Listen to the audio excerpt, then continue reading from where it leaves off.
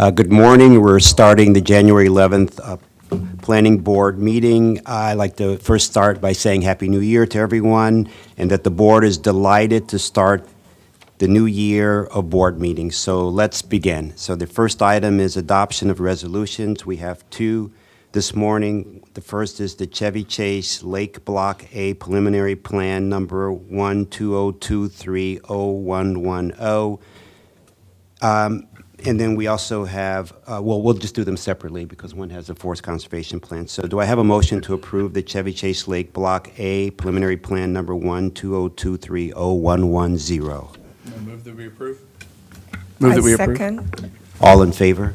Aye. Aye. Aye. The ayes have it. The second is the Chevy Chase Lake Block A Forest Conservation Plan number F 202304110. Do I have a motion for approval? Move to approve. Second. All in favor? Aye. Aye. The ayes have it. The second item is the approval of minutes, the minutes of December 21st, 2023. Do I have a motion for approval? I move that we approve the minutes. I second. All in favor? Aye. Aye. The ayes have it. Our next item is other preliminary matters. We have two items there. The first is the Bethesda Design Advisory Panel member selection, where staff is recommending the appointment of a new member, Robert Sponseller. Do I have a motion for approval? Yeah, move to approve nomination. I second it. All in favor? Aye. Aye. The ayes have it. The next is the Bethesda Implementation Advisory Committee reappointment, where staff is recommending reappointment of the current five members. They are Naomi Spinnard, Michael Fetchko, Andrew O'Hara, Jad Donahoe, and Patrick O'Neill. Do I have a motion for reappointment of these five members? Move to reappoint the five members. I second it. All in favor? Aye. Aye. The ayes have it. The next, we're approving record plats. There are several of them this morning. I think we could do them as one.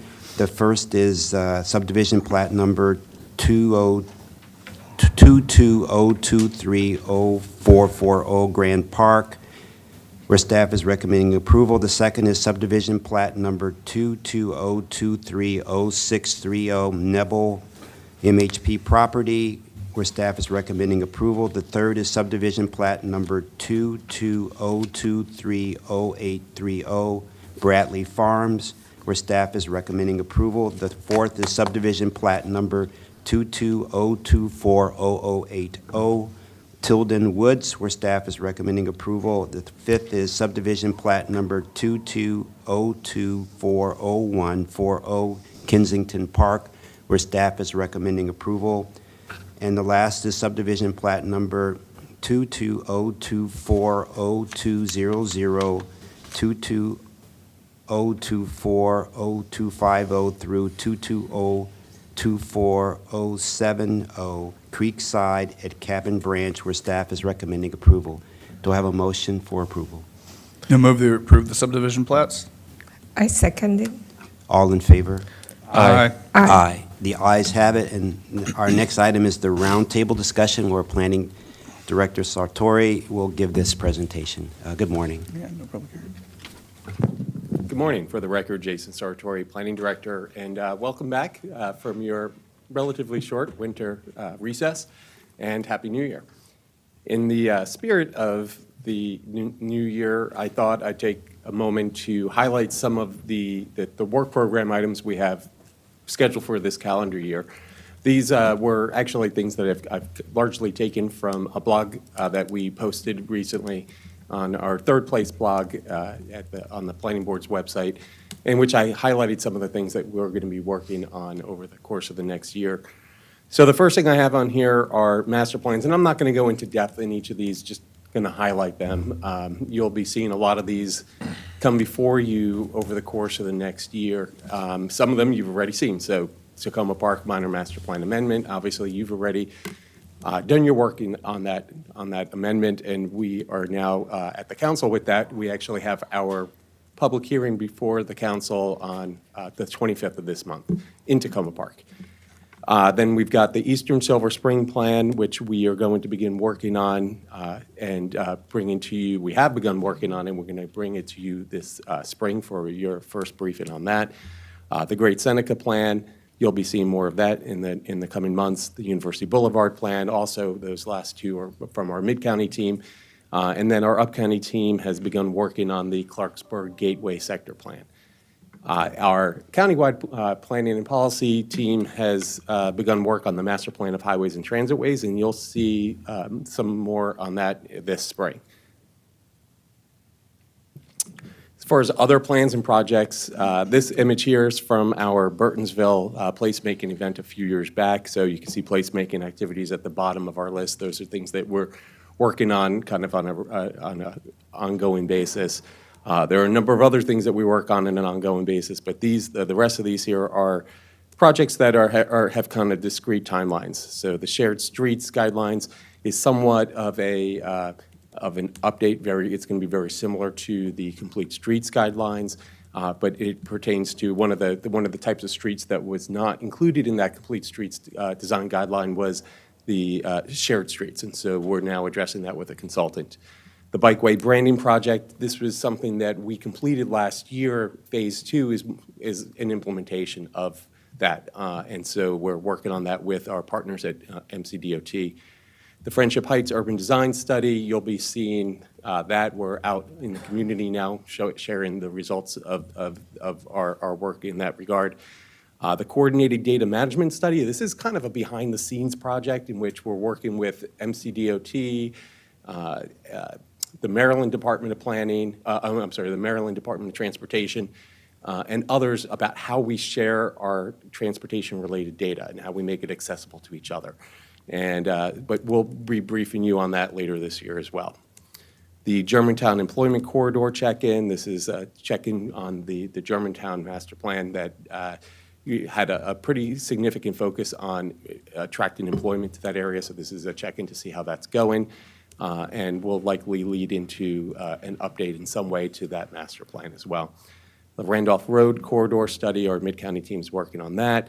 And then the incentive zoning update, this is our public benefit points program, which you received an update at, I believe, actually in our last work session, or last board session. And so we're going to continue to move forward on that project this year. Here's a picture of a duplex on Blue Hill Road, and this kind of highlights some of the policy work that we're going to be doing. And we've talked a lot about housing, and you'll notice that there are a lot of things on this list here that relate to housing. The Innovative Housing Toolkit, this is work that we've been doing with a consultant to kind of conceptualize different types of design, do like conceptual designs of different types of housing units in different types of neighborhoods, just to see how they would work. We've also, that project is also reviewing some innovative construction techniques and materials, and reviewing environmentally sustainable site design options and techniques. And the consultant's finishing the work on that, and we'll be bringing the results of that to you all in the next couple of months, February or March.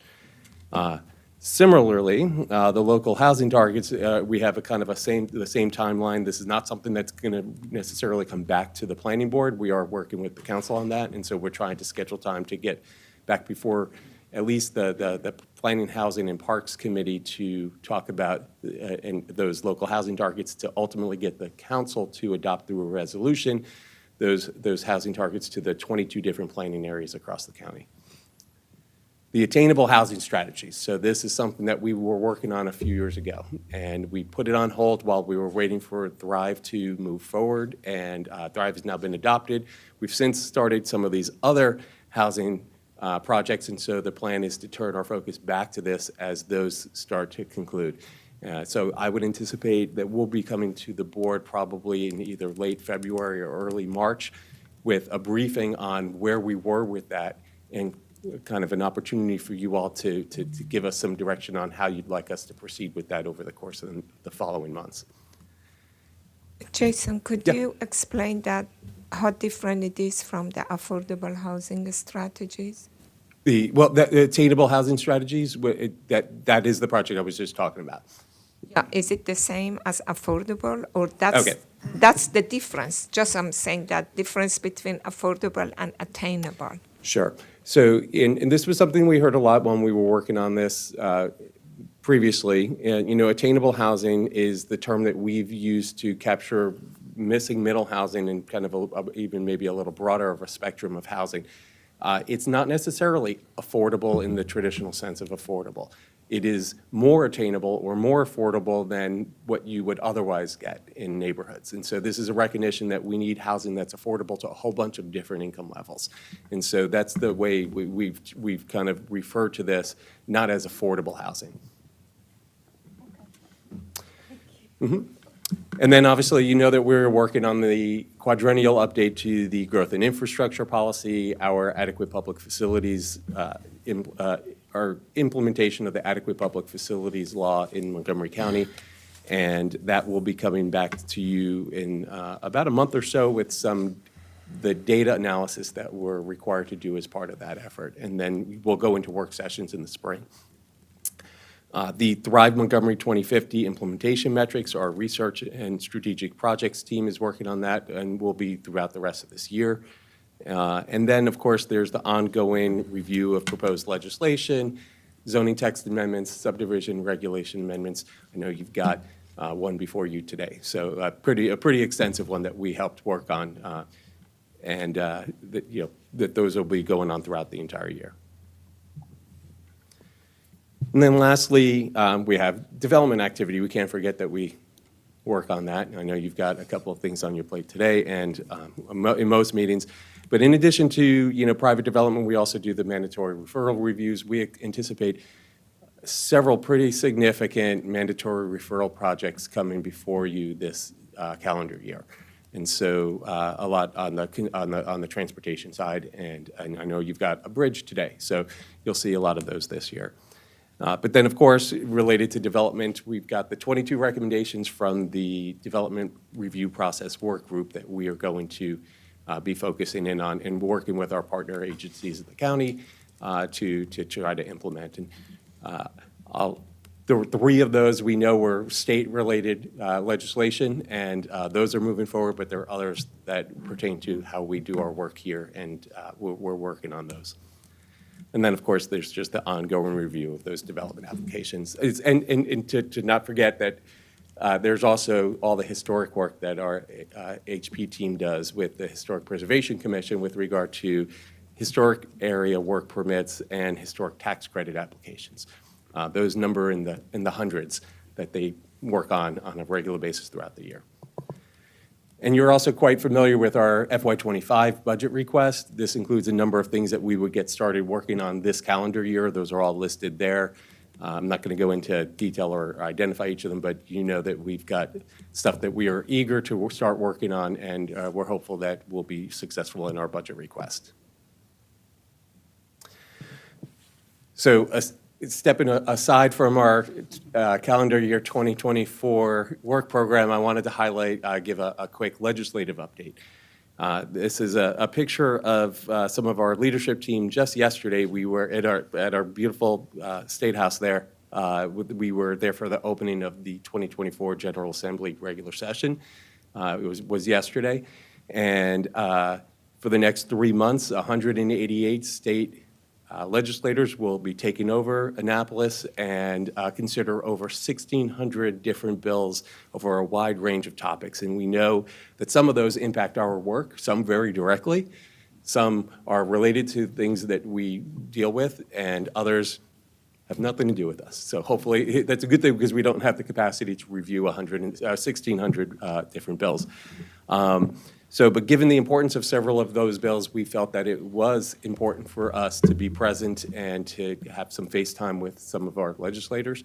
And so we spent some time there yesterday, along with some of our companions from Prince George's Planning, and met with our legislative team there, who spend a lot of time there throughout the year, throughout the session, tracking bills, and also the consultants that we work with there. We discussed very specific bills, but we also discussed our different roles and how we can facilitate their efforts and what we can do ourselves to help advocate for the things that are important to us. And we then, in the evening, we attended an event that provided us an opportunity to directly chat with people from other jurisdictions, but also several of our members of our delegation. And I was glad that we were there, and I think it was worthwhile. Worth mentioning with regard to the bills that we are tracking and following, there's probably about 24 or so. Just last week, the governor released one of his housing bills. We are doing a deep dive into that. It's somewhat complicated, and there's a lot there. And we had a good number of discussions yesterday with other folks, and a lot of people have some of the same concerns that we have. We think there's some good ideas in there at a high level, things that are worth pursuing, and that we would be supportive of, but also a little bit concerned about the state's preemption of local zoning rules. And so that's something we're going to take a closer look at and try to understand, and something that we're going to try to see if we can offer recommendations of how to make it more palatable to local governments. So Jason, couple of questions. I'm hoping that, because this continues until April, so I believe, because I'm new to this planning board, I think that you guys come periodically in front of us to let us know how it's going and how we can help. Definitely. In whatever regard. And I know that there are a few that impacting our agency. So are we doing any kind of advocacy and meeting with our delegates ahead of time to put them on board and get them on our side? Absolutely. We've been working, we've had a number of people. We've kind of rotated in and out depending on people's availability and depending on which particular topic we wanted to really emphasize with particular members of the delegation. But for the last couple of months, we've been having a good number of conversations. We've hit almost all of the members of the Montgomery County delegation in terms of getting some face time with them to talk about the bills that we're most concerned about. It's going to be a little bit more difficult to do that now as they go into this period of somewhat, organized chaos in Annapolis and running from committee meetings to delegation meetings to trying to meet with other people, who have issues with bills. But that's why we did take the time over the last couple of months to try to get as much face time with them before they were actually in Annapolis. But we'll continue to, and our consultants and our legislative team that's going to spend a lot of time out there will try to catch them as they can, go in between committee meetings and just kind of keeping tabs on where things are. Yeah, so, Mitro, Jason, can we talk a little more about it? The commission has a person, Jordan Balcom Colbert, who is paid by the commission. It was part of the commission, and it helps us coordinate legislative affairs in addition to having consultants. And so I'm really excited that the planning team is out there really doing what we need to do. And I just want to let you know that we have some. Is Jordan with the planning department or is it with the Commission. She's with the commission. commission? Is he new? She, yeah. Is she?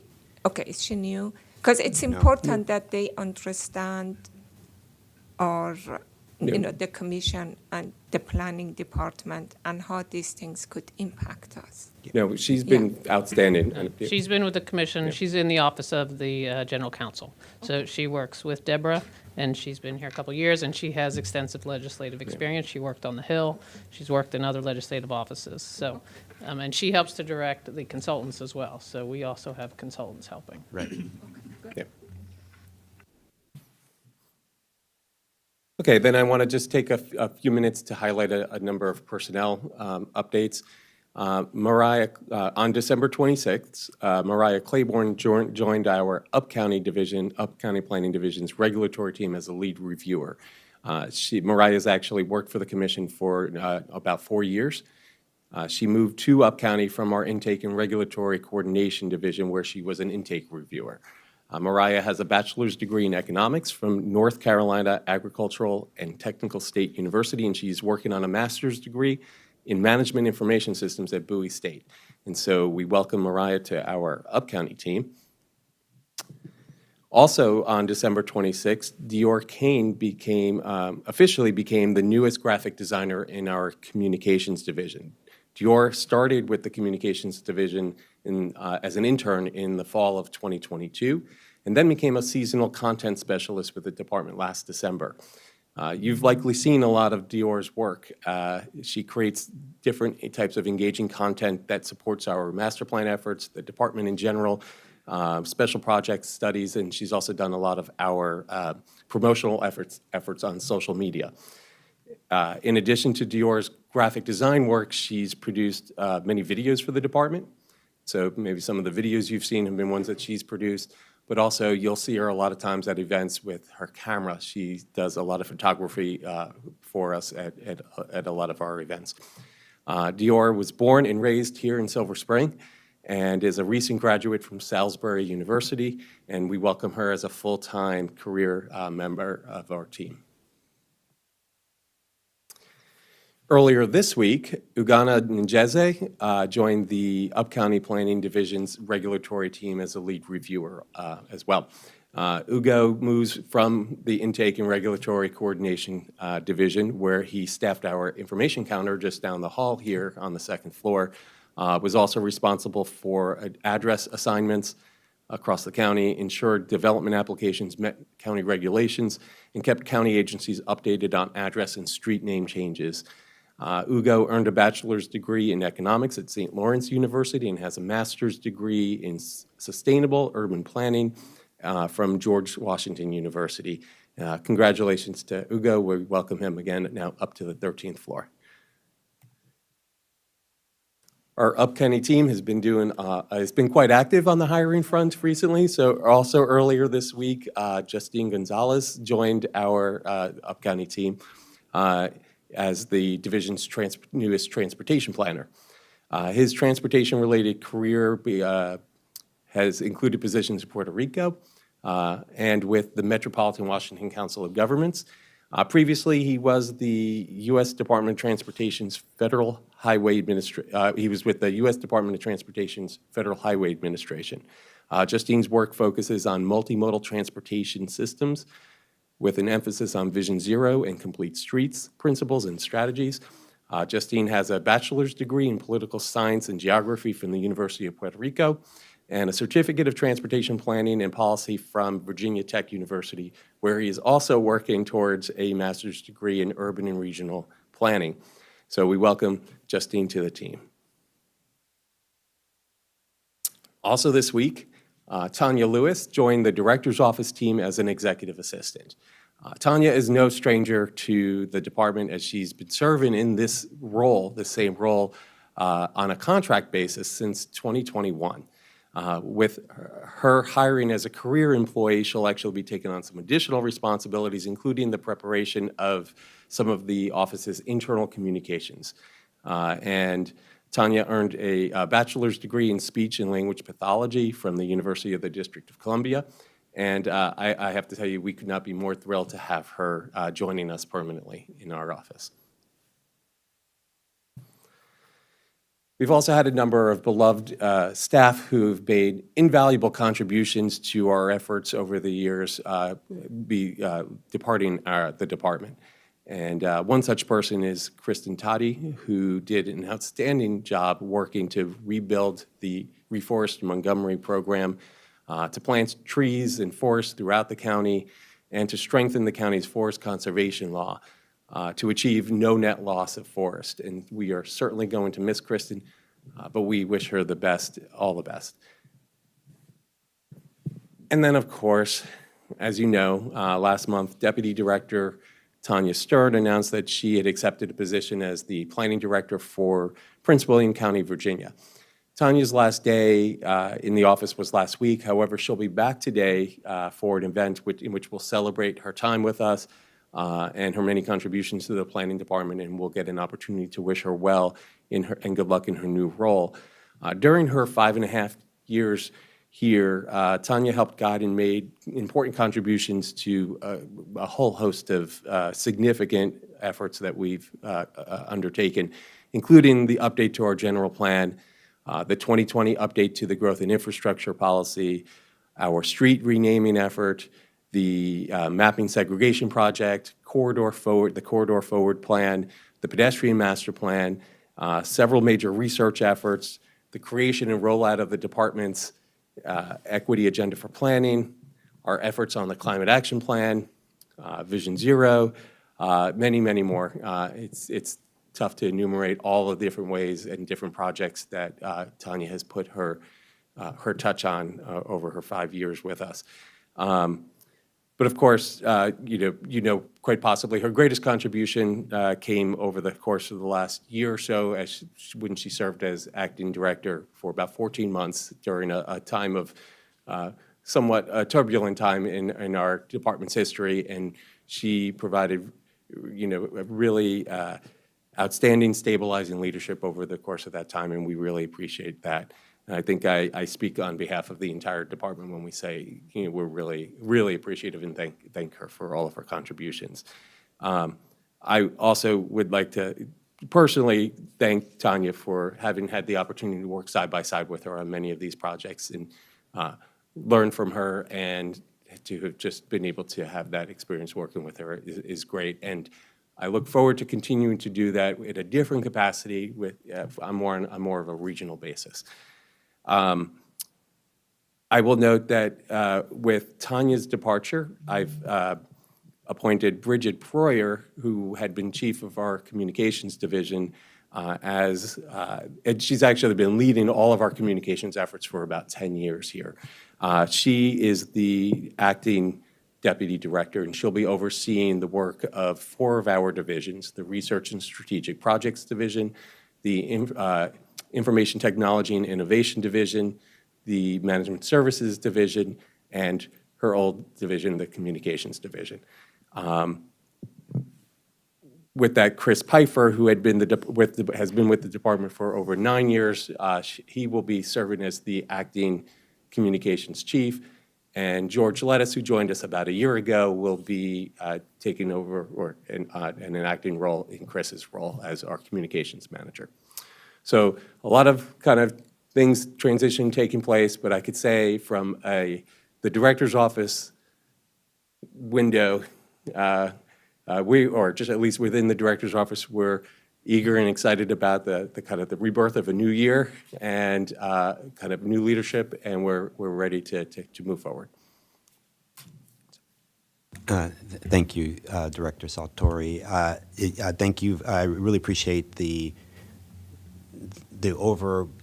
looking forward in 2024, and your updates, and it's so good that you also highlighted the new people that are being advanced in the organization, and highlighting also some of the people that were leaving. So it's great that you have that broad perspective. So thank you so much for your presentation.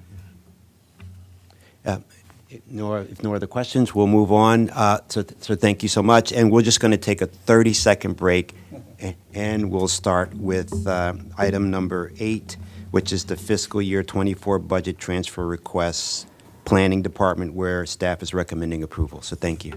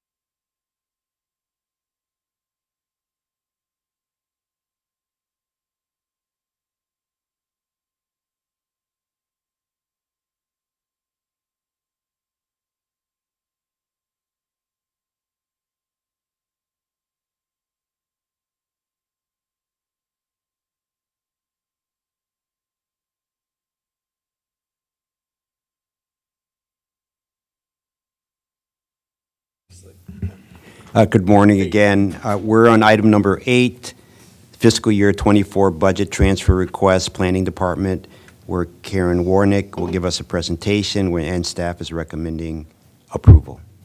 Good morning. Good morning. Karen Warnick, Management Services Chief for Montgomery Planning. Yes, we are here today requesting a budget transfer for the Planning Department for the first 6 months of the year. The budget is divided generally into two kind of buckets, either personnel or non-personnel. And so we were asking a transfer today because we had a couple vacancies in two different divisions, and they filled those, covered those duties by having temp agencies, staff come and fill those duties. And those temp agency staffs are contracts, and so they are in the non-personnel budget is where they are paid out of. So we have the funding to pay those contracts in the personnel budget because they're covering that, those duties. And we today would like to transfer those funds from personnel to the non-personnel so that we can align the budget with where the expenditures are actually happening. If anybody has any questions, I'm happy to answer them. Any of the board members have questions? No. So do I have a motion to approve the fiscal year budget transfer request from the Planning Department where staff is recommending an approval? I move to approve the transfer of the budget from personnel to non-personnel, correct? Second. All in favor? Aye. Aye. The ayes have it. Thank you so much. So we'll just take a 1-minute break, and then we'll come back for item number 5, replacement of Brink Road Bridge number M0064 over Great Seneca Creek. Thank you.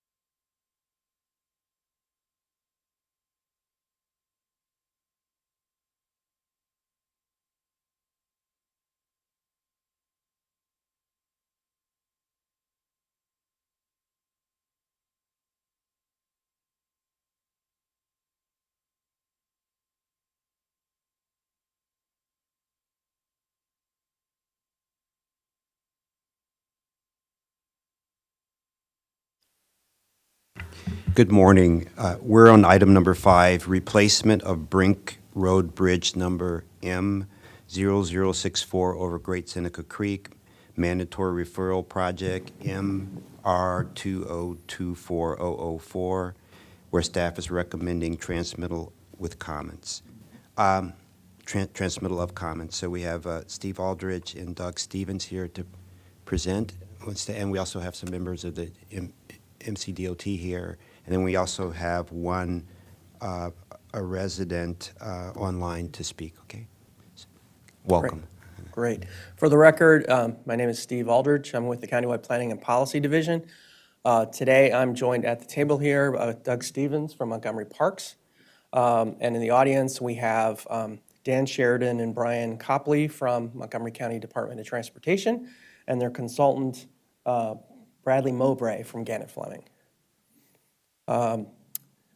Today, I'm going to walk you through the review of the proposed Brink Road Bridge over Great Seneca Creek, and the review that we've worked on to present you today.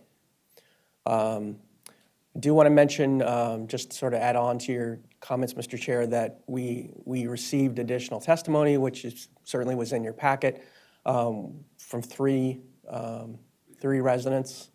Well, actually, one from the Greater Goshen Civic Association, and then two residents as well, which we'll discuss later in the presentation.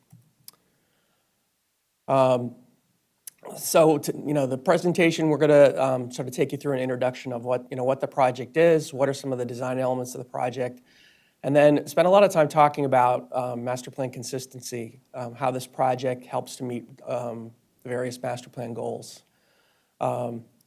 This project also has been looked at from the historic preservation side, both by the Maryland Highway Trust, as well as by our historic preservation staff. And as well will be looked at in more detail by folks at Parks. We then conduct an environmental analysis. We look in detail at park land impacts, which Doug will take a fair amount of the presentation on that. And then we conclude with staff review and recommendations for your consideration. So the Brink Road Bridge is actually the rehabilitation of an existing deteriorating bridge with a wider structure. So what would actually happen is that the entire top of the bridge would be removed. The abutments would be extended to the south with wing walls, and then a new superstructure would be built on top. And the project actually is going to raise, I believe, the center of the bridge a little bit, because this creek has experienced some overtopping problems during high flood periods, and that's going to help to alleviate that to some extent. This bridge was built in 1972, and partially due to the flooding, but also due to a very high traffic volume with some pretty heavy truck volumes. It's deteriorated. It is 2 lanes with no shoulders, and it's busy almost all day.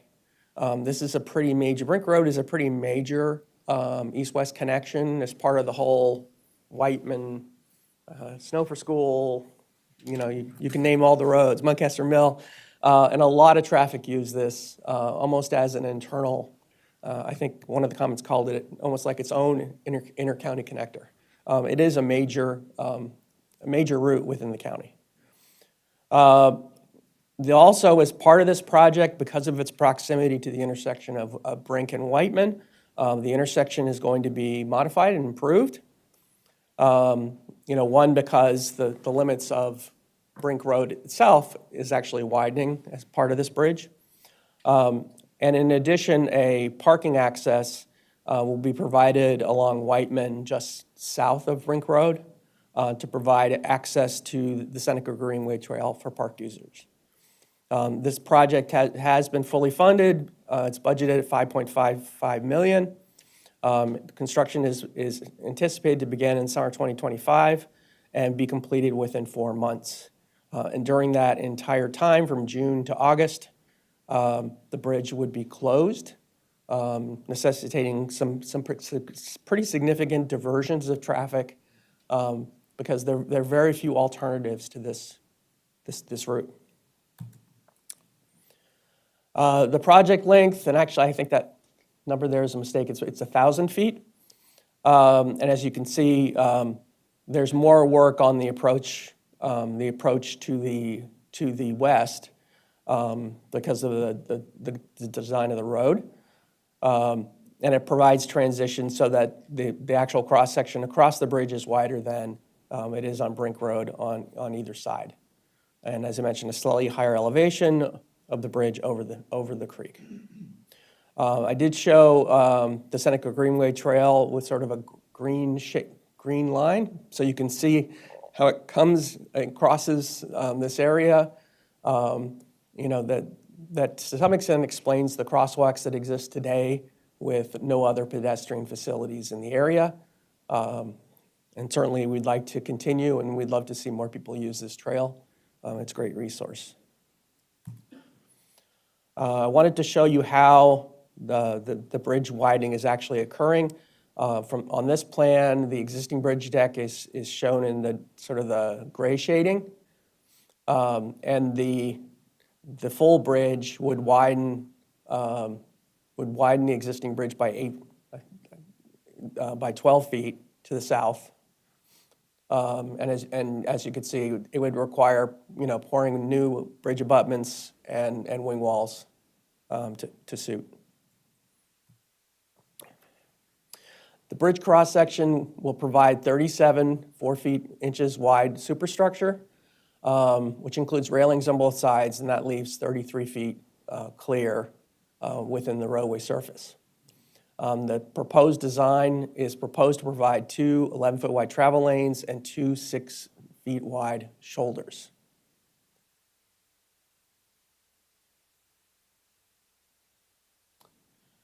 The design of the bridge provides space for pedestrians using the proposed shoulders.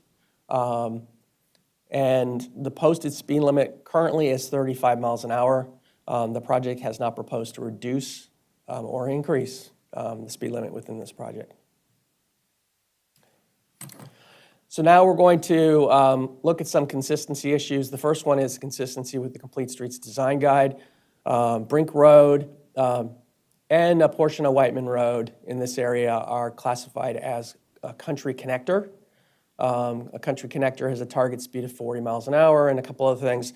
And just in terms of consistency, 35 is lower than 45, so it's consistent. The proposed 11-foot travel lanes, again, consistent. Side path on one side of the street, the shoulders that are being proposed, that's not consistent. Shoulders are another default design condition on a country connector, and that they are providing. And a side path is not being provided. So, the Complete Streets Design Guideline provides a lot of different, I guess sort of a wide range of what can be done on a connector. And in some cases, especially shoulders, those are usually the default when there's not a master plan bike facility, which, as I'll present to you a little bit later on this section, there is. So for master plan consistency, this is a country connector. There is no master plan target speed on Brink Road today. The master plan of highways technical update that I'm working on this year and will be coming to you likely in April, will hopefully place a target speed on this road. The bicycle master plan calls for a side path along the south side of Steve, Brink. can I just ask you again? Could you again? So there is no master plan right now for Brink Road. Is that what you said? No master plan target speed. Speed. I'm sorry, yes, no master plan target speed. Okay. Yeah. I was wondering that if there is any other master plan for the road by itself, not just the speed. You mean in terms of design The projects? the length and width, that what is the future of Brink Road? Sure. That I will get to that in. So we have that. Yes. Okay, thank you. So one of the findings from from our review here is that the master plan recommendations, which include a side path on the south side of Brink Road, will not be provided with a proposed bridge design, as the bridge width is not wide enough as designed to provide it. So, when I talk a little bit about the bicycle master plan, the side path is proposed as part of a continuous side path network along Whiteman Road, all the way up to Ridge Road on Brink Road. It would cross Whiteman Road at the crosswalk, right at the intersection, and then would continue up. It's currently not in the county CIP. It's currently not a high priority. And I think for us, the distinction here is that this is an important bridge project, but it's also, while it looks very green on this graphic, it's very close to a lot of neighborhoods. And so it also connects to the Seneca Greenway Trail. So there's a lot of elements that we think are worth considering. From the master plan of highways, this road it is a country connector. It's master plan with only 2 travel lanes, but with an 80-foot wide right-of-way, master plan right-of-way. One thing that you'll find from the plan set is that much of Brink Road through this area is actually on a prescriptive right-of-way through parks. And through some of the work that's been done on this project, that most of it will be no more as a lot of land is being proposed to be transferred, purchased from parks to Montgomery County DOT.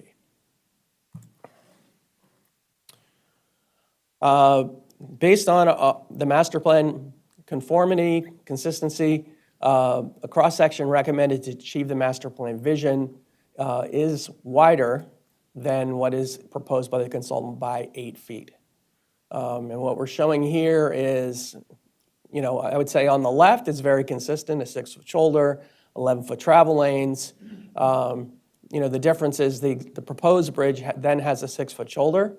And what we're showing here is a 2-foot shoulder and then a curb with a side path with a handrail due to the travel speeds and the traffic volumes. For a total, I guess I would call a side path width from the curb to the parapet of 12 feet.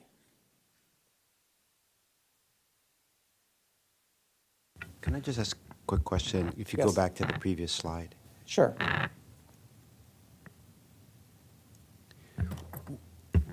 Why, if the rail, you would propose this rail section along the bridge, right? But once, just say you got outside the bridge, there would be no rail, right? Right. Right? And the purpose of the rail at the bridge is, versus not off the bridge, is why would you have a rail? So not on a bridge, typically we would want to see a buffer, and usually a vegetated buffer of about 6 feet between the either a bike facility or pedestrian facility and the roadway.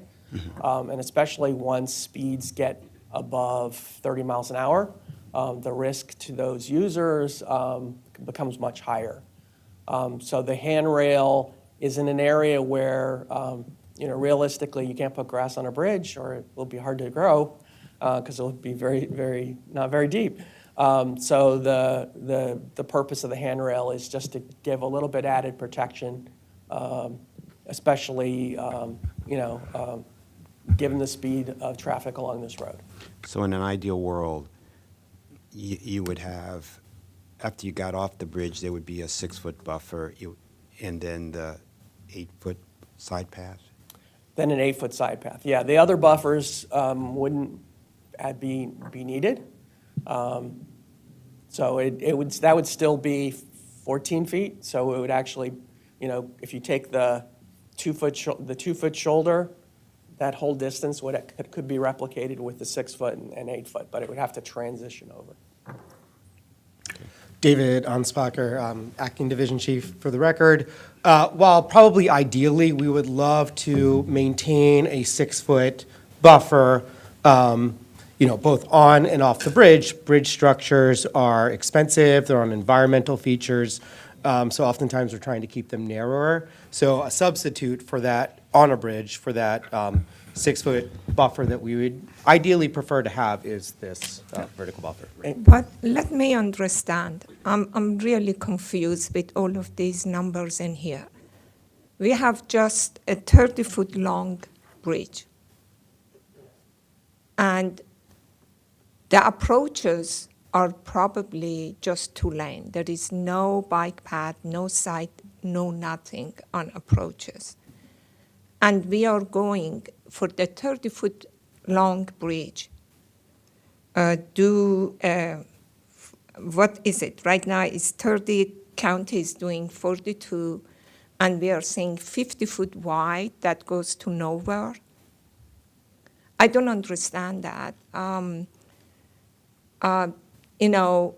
Even the railing is going to be just on 30 foot.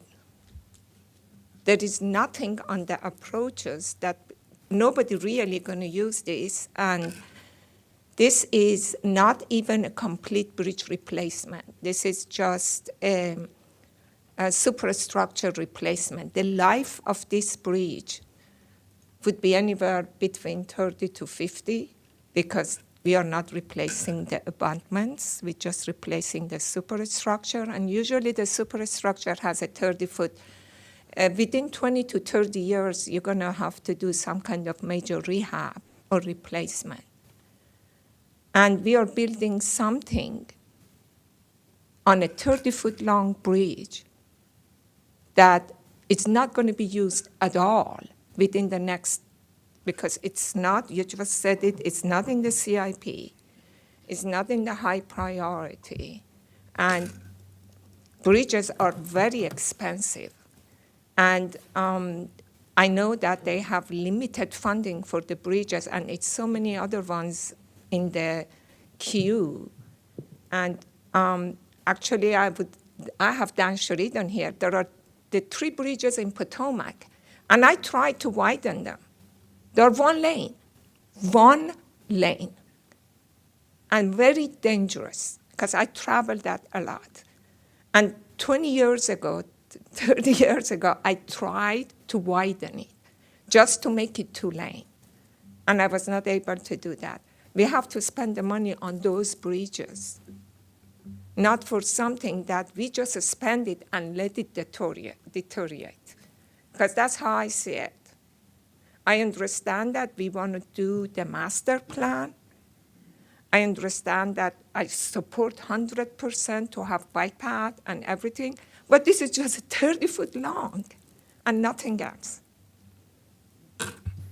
Well, certainly, Commissioner Pedween, I think we can, as we get to questions, we can have some discussions with the applicant, in terms of the life of the bridge and when there would be opportunities to actually add the side path. That certainly could be a discussion. Planning staff, we're not bridge engineers, so we're not, I guess, as aware of the lifespan of expansion. And I would assume that when the superstructure is removed, that there can be some rehab as well. But we could have more discussion about that as we get there. And if I could just chime in, the board did review another similar bridge project a number of months ago. There was a lot Yes. of similar discussion along Yes. these lines.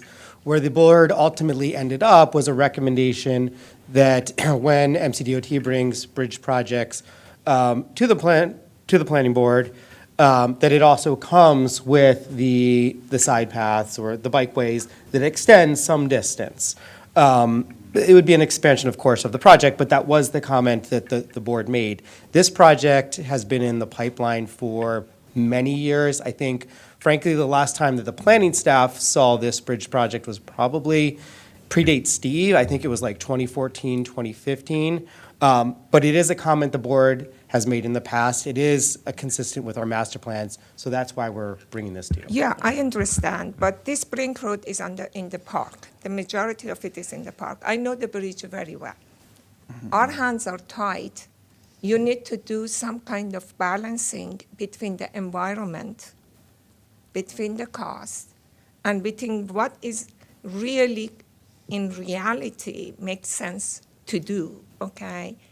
The expansion of Brink Road in future, it's gonna have a major impact to the park system and environmental.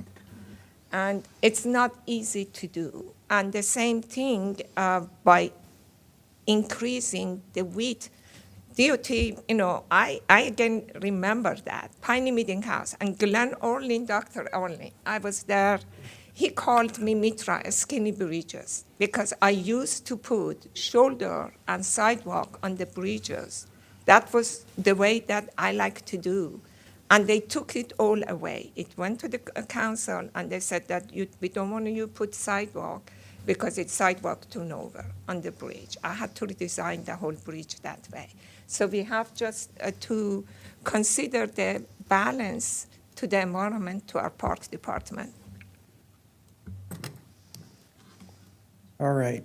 I guess one thing I will offer right now that might be worth considering is that the width of the side path and the handrail and the concern about separating pedestrians who can walk on Rink Road and can cross this bridge has a lot to do with the speed. And with a new bridge and a new intersection and a parking lot and potentially a traffic signal at this location, which MCDOT is considering, there might be a justification for lowering the speed through this area down to 25. 25 might be tough, 30 definitely, but maybe 25. And if that happened, some of these concerns would be certainly mitigated. So Mr. Aldridge, we'll get to it toward the Yeah. end. We're going to let you and the team finish their presentation. Okay, and great. we can come back with questions and comments. But thank you. As part of the application, the applicant did submit a detour study. That detour study was largely incomplete. It was completed in 2015. It looked in a lot of detail at existing conditions, but it did not evaluate, I don't know if you remember for Redland Road, a detour study was provided, and it actually looked at where the traffic would divert and actually proposed signal timing changes at several intersections to accommodate that diversion. This didn't occur for this project, which is a little problematic because this road carries today 13,000. I think at times it might have gone over 15. I mean, it's a very busy connection. There are few alternatives to Brink Road through this area. And there are a lot of people using this for regional and interregional travel. So when you close this, there are some people that, I mean, some of this traffic may not even show up at the intersection of Brink and Whiteman. They may find other alternative routes. Certainly traffic that is now on Whiteman that uses the Brink Road Bridge will divert pretty quickly to Montgomery Village. And I think some of this traffic is also trying to get to 270 as well as to Clarksburg. So a really comprehensive detour study, I think, can look very carefully at how much traffic is anticipated on each of these roads, could actually look at the potential impact of cut-through traffic during the 4 months of construction. And similar to Redland Road, could recommend some traffic calming mitigation measures, maybe for some of the neighborhoods. And I guess I'm thinking on Blunt Road in particular, to make sure that the impacts of this bridge reconstruction are handled from a traffic mitigation perspective.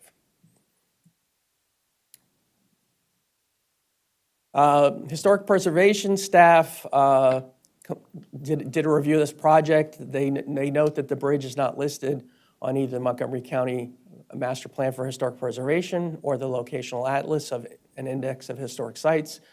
There are no master plan historic sites or districts within the area. Historic preservation does note that Montgomery Parks Cultural Resources Stewardship staff have previously coordinated with the applicant to ensure that a nearby archaeological site on parkland remains outside the limits of a disturbance. and that the applicant should continue to work with Montgomery Parks as needed regarding any change to the LOD on parkland and to resolve any concerns related to the archaeological site. From the environmental side, the project does continue, a lot of the area is parkland, and it contains environmental buffers, streams, and other sensitive features. It is located within the Great Seneca Creek watershed. The project is exempt from submission of a forest conservation plan. That was granted back in 2022. And while the project is exempt, the applicant's still required to minimize forest cutting, clearing, and loss of specimen trees to the extent possible. And there's a limit in terms of 20,000 square feet of forest to be cut or cleared. And they, if it exceeds that, they must reforest a suitable area. And mitigation for loss of specimen or champion trees. The applicant has minimized the limits of disturbance, minimizing the amount of forest clearing and impacts to large and specimen trees, large trees and specimen trees. The project proposes to remove less than 9,000 square feet of forest, which is below the forest clearing threshold of 20,000 feet, and therefore the applicant is not required to provide reforestation per forest conservation law. There might be some, that's sort of separate from parkland impacts. The applicant has submitted a tree save plan in conjunction with mandatory referral process, and they proposed quite a lot of mitigation consisting of stream bank plantings of live stakes, wrapped soil lifts, tree plantings, shrub plantings, and floodplain seed mix plantings. I'm a traffic engineer, so I actually had to learn what all those things were, and it's pretty fascinating. The plan also proposes the removal of numerous trees ranging in size from 8-inch caliber up to approximately 26-inch diameter breast height. Now Doug Stevens is going to take us through the parkland analysis and review. Doug. Thanks, Steve. Doug Stevens with Montgomery Parks, Park Planning and Stewardship Division. So I think you have a pretty good overview, at this point of what the project is, but I'll reiterate a couple things and we'll talk about some of the impacts here. So like Steve mentioned, this project is within the Great Seneca Stream Valley Park. And so this is one of obviously our Stream Valley parks that, kind of runs along the Great Seneca Creek for quite a ways. The total acreage of this whole park is over 1,500 acres. And what we're talking about today are 2 units of that park. So a Stream Valley Park is broken down into different units, so that you can better locate yourself within that system because these can get pretty lengthy. So we are within units 2 and 3 for this project. The Great Seneca Creek is a tributary to the Potomac River. And as was mentioned before, our only recreational amenity that is within the project area is the natural surface Seneca Greenway Trail. And I guess, sorry, Steve, can you go back? Oh, sorry. Finish a couple items on that slide. For the proposed DOT design as it was submitted to us, we are looking at roughly 14,000 square feet of permanent impact on parkland, and then a bigger number, 37,000 square feet of temporary impact. So the temporary impact is basically just the area that's needed to do the work for access and staging and things like that during construction. And then that area is restored and is continued to be maintained as parkland after the project, whereas that 14,000 square feet, as it stands right now, that's the area that would be needed either for actual new infrastructure or right away related to the improvements. There are, on parkland, 17 tree removals right now. On parkland, we require our applicants to survey trees 6 inches and greater and mitigate for those trees. So right now, we have 17 trees that will be removed on parkland and will be mitigated for through our standard mitigation practice of, planting the equivalent inches of trees back on parkland in an adjacent area. For this project, there is no stream work proposed. So the stream the width of the stream and the width of the bridge over the stream, so not the width for like the traffic, but I guess you would look at the length of the bridge and the width of the stream, because they're 90 degrees to each other. That is not changing, so the stream cross-section is not changing. And they're not doing any major work, within the waterway. The abutments and things like that are outside of the stream banks. So there is no stream work proposed with this project. Can I ask a quick question? Is there any Yeah. proposed stream work for that area or along near that bridge in the future, or contemplated or anything like that? Does that stream need any updating or anything? In this location, we don't have any plans to do any type of stream work within the immediate area. Okay. Thank you. So I mentioned the Seneca Greenway Trail, just a little bit more information about that trail. It runs the length of Great Seneca Creek in our parkland. It's about 7.8 miles long, and you can travel from Damascus Regional Park further north, south, all the way down to Seneca Creek State Park. And then, it's actually part of a much bigger trail system where you can link many different trails. But this trail is about 8 miles long. We've worked with DOT, as Steve had showed, the trail crosses the intersection. And so we'll want to maintain, trail access throughout the project so that folks can continue to get through the area. So that will be done. And then we'll get into it a little bit more later. But there will be a new and improved parking lot situated at this intersection to facilitate trail access. Quick question on that. Do you anticipate any necessary removal of any kind of environmental features, trees, for the expanded parking lot? No, and I can address that in more detail in just a couple of slides. Okay, Yeah. thanks. Just a little bit more on Great Seneca Creek here. Like I said, we are not proposing any work, or DOT is not proposing any work within the stream at this location. Just a couple of photos of the stream that we have here on the slide. This stream is designated as a use class 1-P stream. And I think the important thing to think about with that is that this is designated as a public water supply stream. So we are aware of that. And again, there is no work here within the stream, but if there were to be any that originated in later stages of the design, the Maryland Department of Environment does enforce time of year restrictions when no work can happen within the stream. And for this system, it would be March 1st through June 15th. But again, at this time, that should not be a problem for this project. All right, so we're going to spend a few slides talking about the right-of-way, because there's some nuance here that is a little bit different than some of our other projects. I've already mentioned that we have about 14,000 square feet of parkland that is needed for the right-of-way to accommodate the new bridge, the road improvements leading up to the bridge, and some stormwater management needs. Park staff, we've looked at these impacts, and we've concluded, that number is reasonable and does benefit the public good for this project. The way that this land would be converted for right-of-ways through a release agreement that would be contingent upon, our normal requirements for DOT right-of-way, generally a payment, at market rate for that land.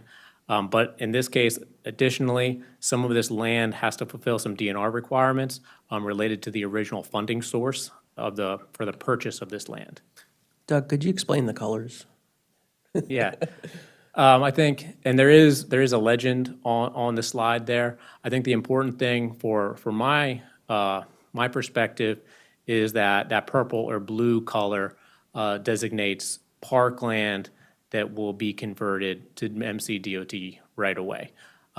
There is some other, like Steve had mentioned before, the right-of-way in this area was not clear. It's generally a prescriptive right-of-way. There was actually some private land that was involved, and then some existing right-of-way that they had. But I think the important thing from the parkland perspective on this slide is that bluish-purple color is right now what's being proposed to be converted from parkland to MCDOT right-of-way. So, Doc, this impacts to the parkland for 10 square foot is based on what DOT is proposing. That's correct. It's based on what DOT submitted to us. So if we go wider, it's going to be more impact, correct? We would have to evaluate that, yes. Okay, thank you. Go to the next slide. Yeah, so the program open space, like I said, this one is a little bit more nuanced than some of our other ones. So program open space provides funding for parkland, and in this case, about 10,000 square feet that is proposed for right-of-way conversion was purchased through the program open space program. The program has similar requirements to MNCPPC concerning the conversion of parkland to a non-park use. And in a preliminary review, Maryland DNR has agreed that this conversion is allowable with mitigation, and MCDOT will need to provide MNCPPC an equivalent parcel of land improved for park use. And so that is what you're seeing on the screen here in the red polygon. MCDOT proposes to purchase a part of that property that is not currently parkland. It is private property at this time, and to improve it with a ADA accessible parking lot for our trail system here. And so that will satisfy those additional Maryland DNR program open space requirements. So out of 14,000 square foot, 9,870 was purchased by POS, Yes, correct? right now, Okay. as the impacts stand, with the Okay. current design. And it's worth noting that the actual design of the parking lot, I'm not sure that that's included as part of the applicant's current actions. That's correct. Yeah, we don't have a design of the parking lot yet, but it'll provide, like I said, ADA accessible parking and access to the trail, an appropriate number of parking spaces, and, safe entrance and exiting from that parking lot. And that's part of the way we're mitigating the. That's correct, The trail. yes. That's what I want to be clear about, that this parking lot with access to the trail is part of the mitigation of the transfer of the project open space. Exactly, yeah, it's part of the That's- parkland mitigation Okay. for the impacts and the right-of-way needs. I just want to confirm And that. again, fulfilling those DNR requirements, which are above and beyond MNCPPC requirements. Absolutely. And there currently is a parking lot there today, or there's no parking lot? Currently, there's some shoulder parking that is out there on what would be on this screen, kind of on the bottom of Whiteman Road. But it's certainly not ideal. So this will be, again, a much safer access, for the park. Obviously, the way that this intersection and the trail system relate, it's a little bit awkward because you do have those two crosswalks that have to be used, and, none of that is changing. And so this parking area is on the other side of the road, but in order to use the trail, through this area, you have to use those crosswalks anyway. And those will be improved a bit through this project, and then, the entrance from the parking lot to the trail would be right into those crosswalks. And Does the DOT informal have- parking, I'm sorry, the informal parking, while not, provided specifically, is used. And, Yeah. if you go out there on the weekend or even during the day, you'll see people parking there and using it. Who owns the land? Does DOT owns it, or they're planning to purchase it? They would be purchasing this land from a private owner. Okay, they And are transferring it willing, to us. they're willing sellers? Do we know? I believe that DOT Real Estate has done some preliminary research into that. But, again, we are not at that point where I think they're making any offers at this time. Just out of curiosity, I know we haven't seen a design of the parking lot. I don't know if if this is the kind of project where it's subject to mandatory referral or not, but given the proximity to the stream or the creek, are there any county requirements for like impervious surface to make sure that there's not runoff?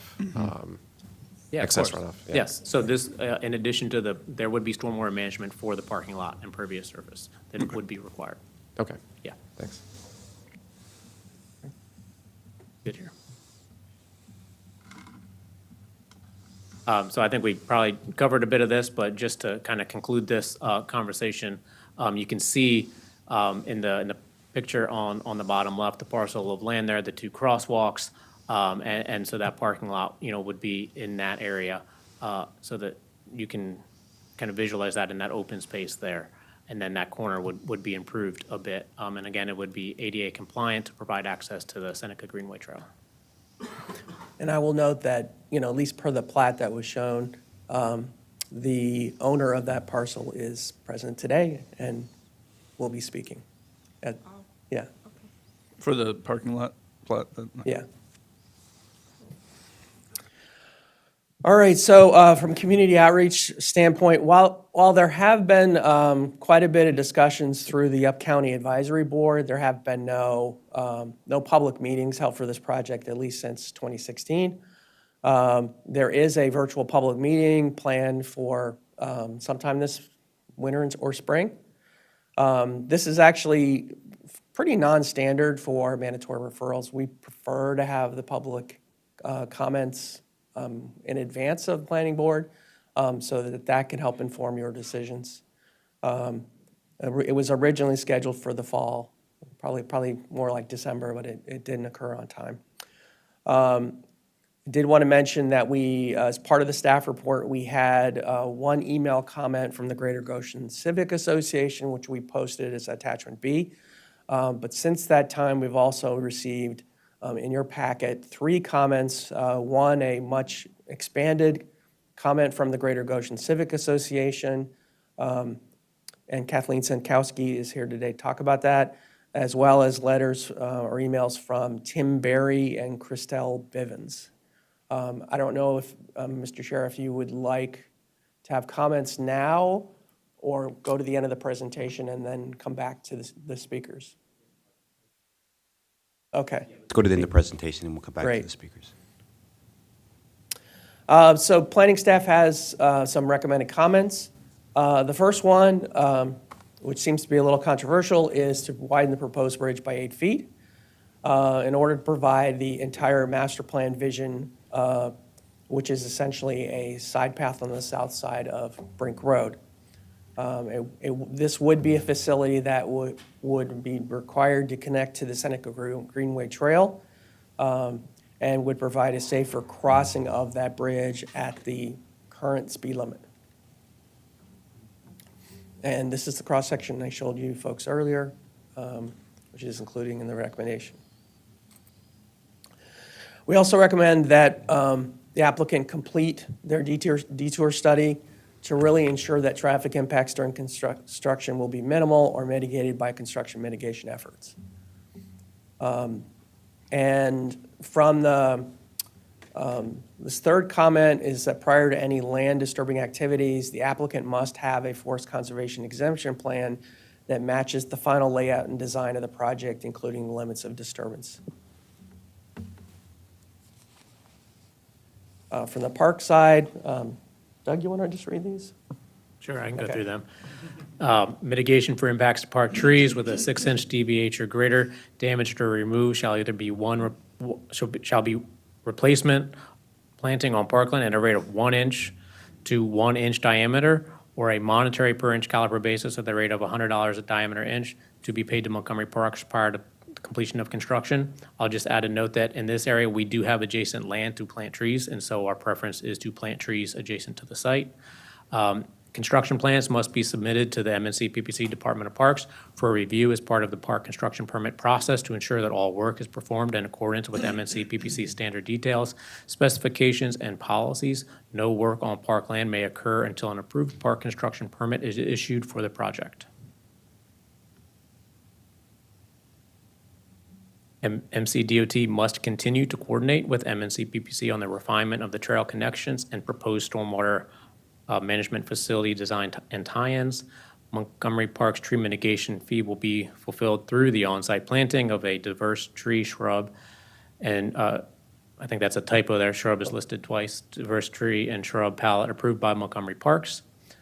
And MCDOT must compensate the MNC PPC at fair market value for all land that will be transferred from MNC PPC's Great Seneca Stream Valley Park to MCDOT's road right-of-way, estimated at approximately 14,000 square feet. Payment for the transferred land must occur before issuance of the park construction permit. The new right-of-way area will be transferred to MCDOT by MNC PPC via a release agreement recorded in the county land records. And the last one, MCDOT must provide an appropriate parcel of new parkland as a replacement for the state program open space funded parkland that this project will convert to right-of-way, approximately 9,870 square feet prior to the issuance of a park construction permit. So if you have item 9, then in my opinion, item 8 should not be 14,000 square foot. Should be the difference between 14,000 and 9870, huh? Because the payment would be for the difference of these two, and then they transfer the land at 9870. So the item 9 is fulfilling Maryland DNR's mitigation requirements for program open space, which is above and beyond MNC PPC's general requirements for parkland conversion. I understand, but are we going to charge them again for that piece of? So what is DOT going to pay for 14,000 square foot, or they're going to pay for 14,000 minus 9870 because they're transferring that 9870 to the county, to the commission?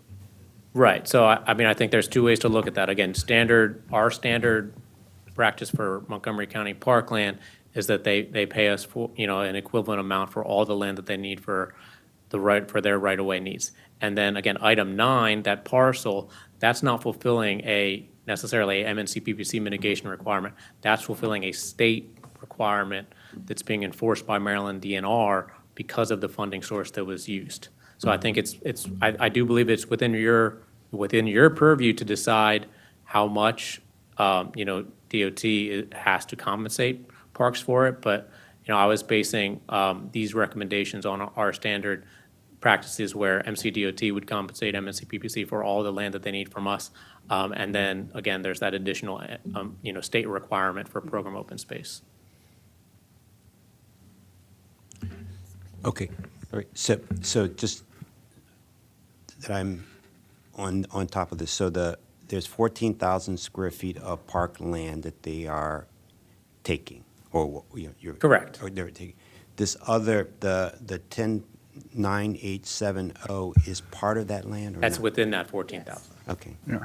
The, Seems like that DOT, I understand your justification, I totally get it, but it's not fair that they pay for something that they replace, in my opinion.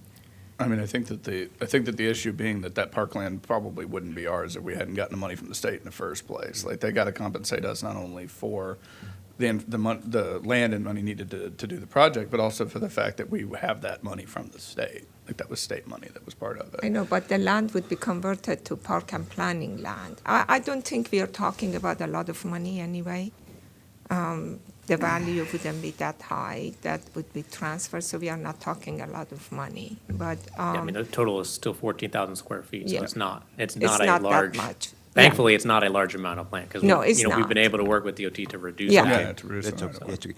Okay, great. Is that the end of your presentation? That's Okay. the end of the presentation. I guess we might be an ideal time to turn it back to you, Mr. Chair, for discussion and public comments. Great. So we have Kathleen,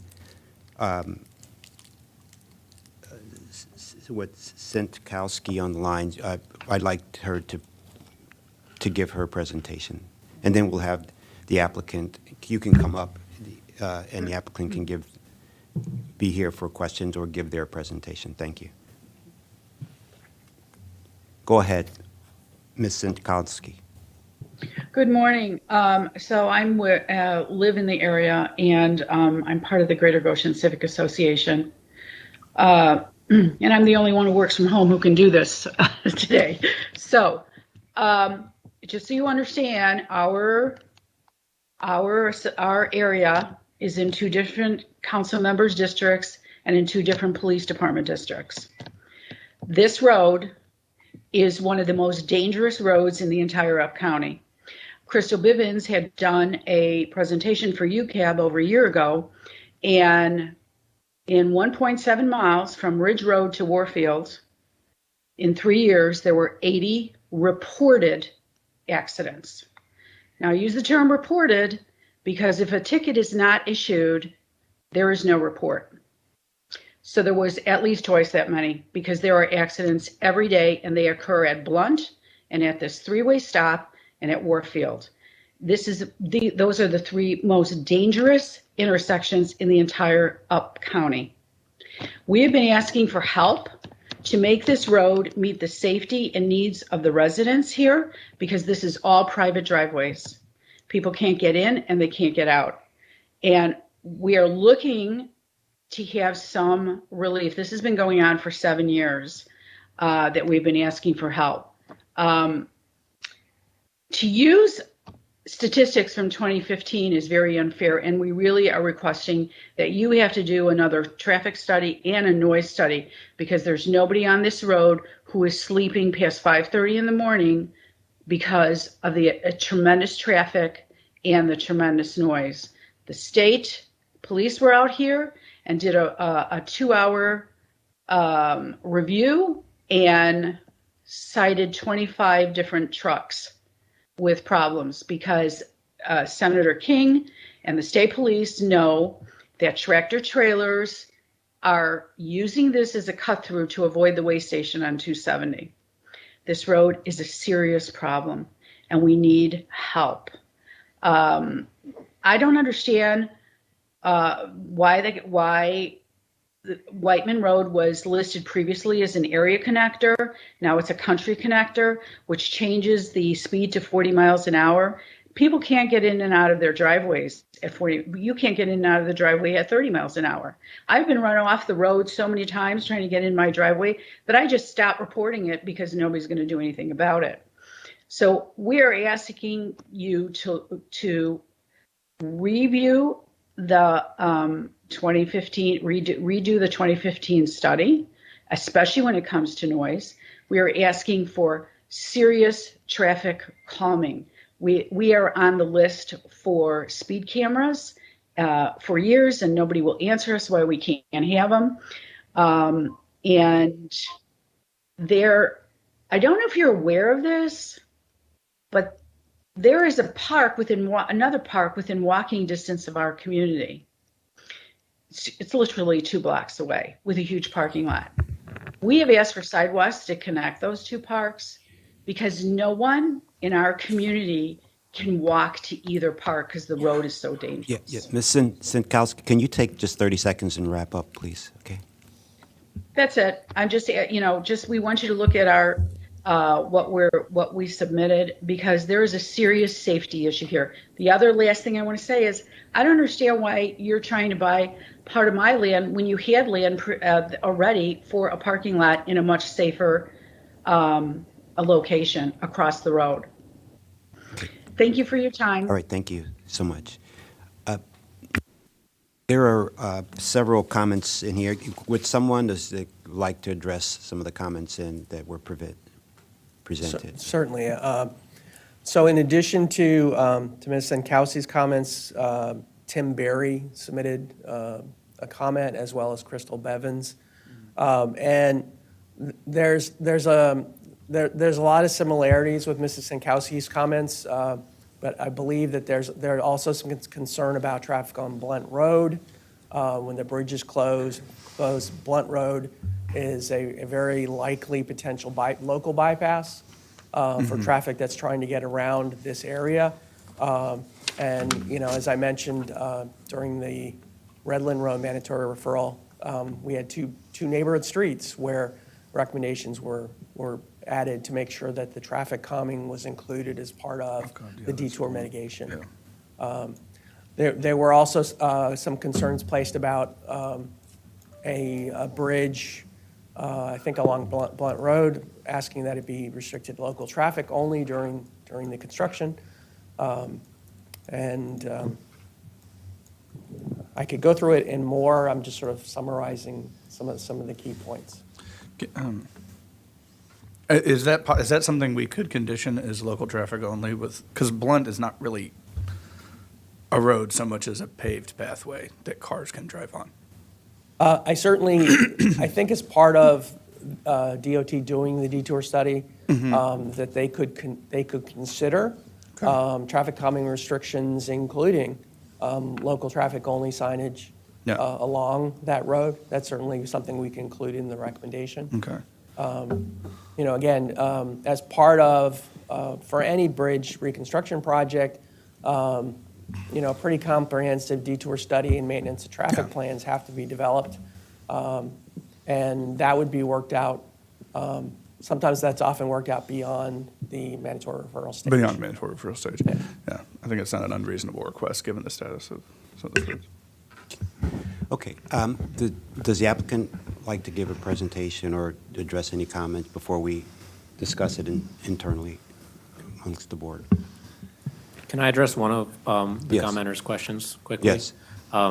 Just one of the questions was that she didn't understand why that parcel of land was being considered for the parking lot. And I just want to reiterate that that parking lot is part of a DNR requirement because they are using, MCDOT is proposing a conversion of parkland to a non-park use. They must provide new parkland that, that can be used for a park use.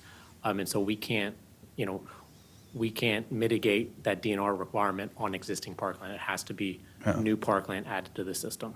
May I ask a question real quick, Artie, on that particular point?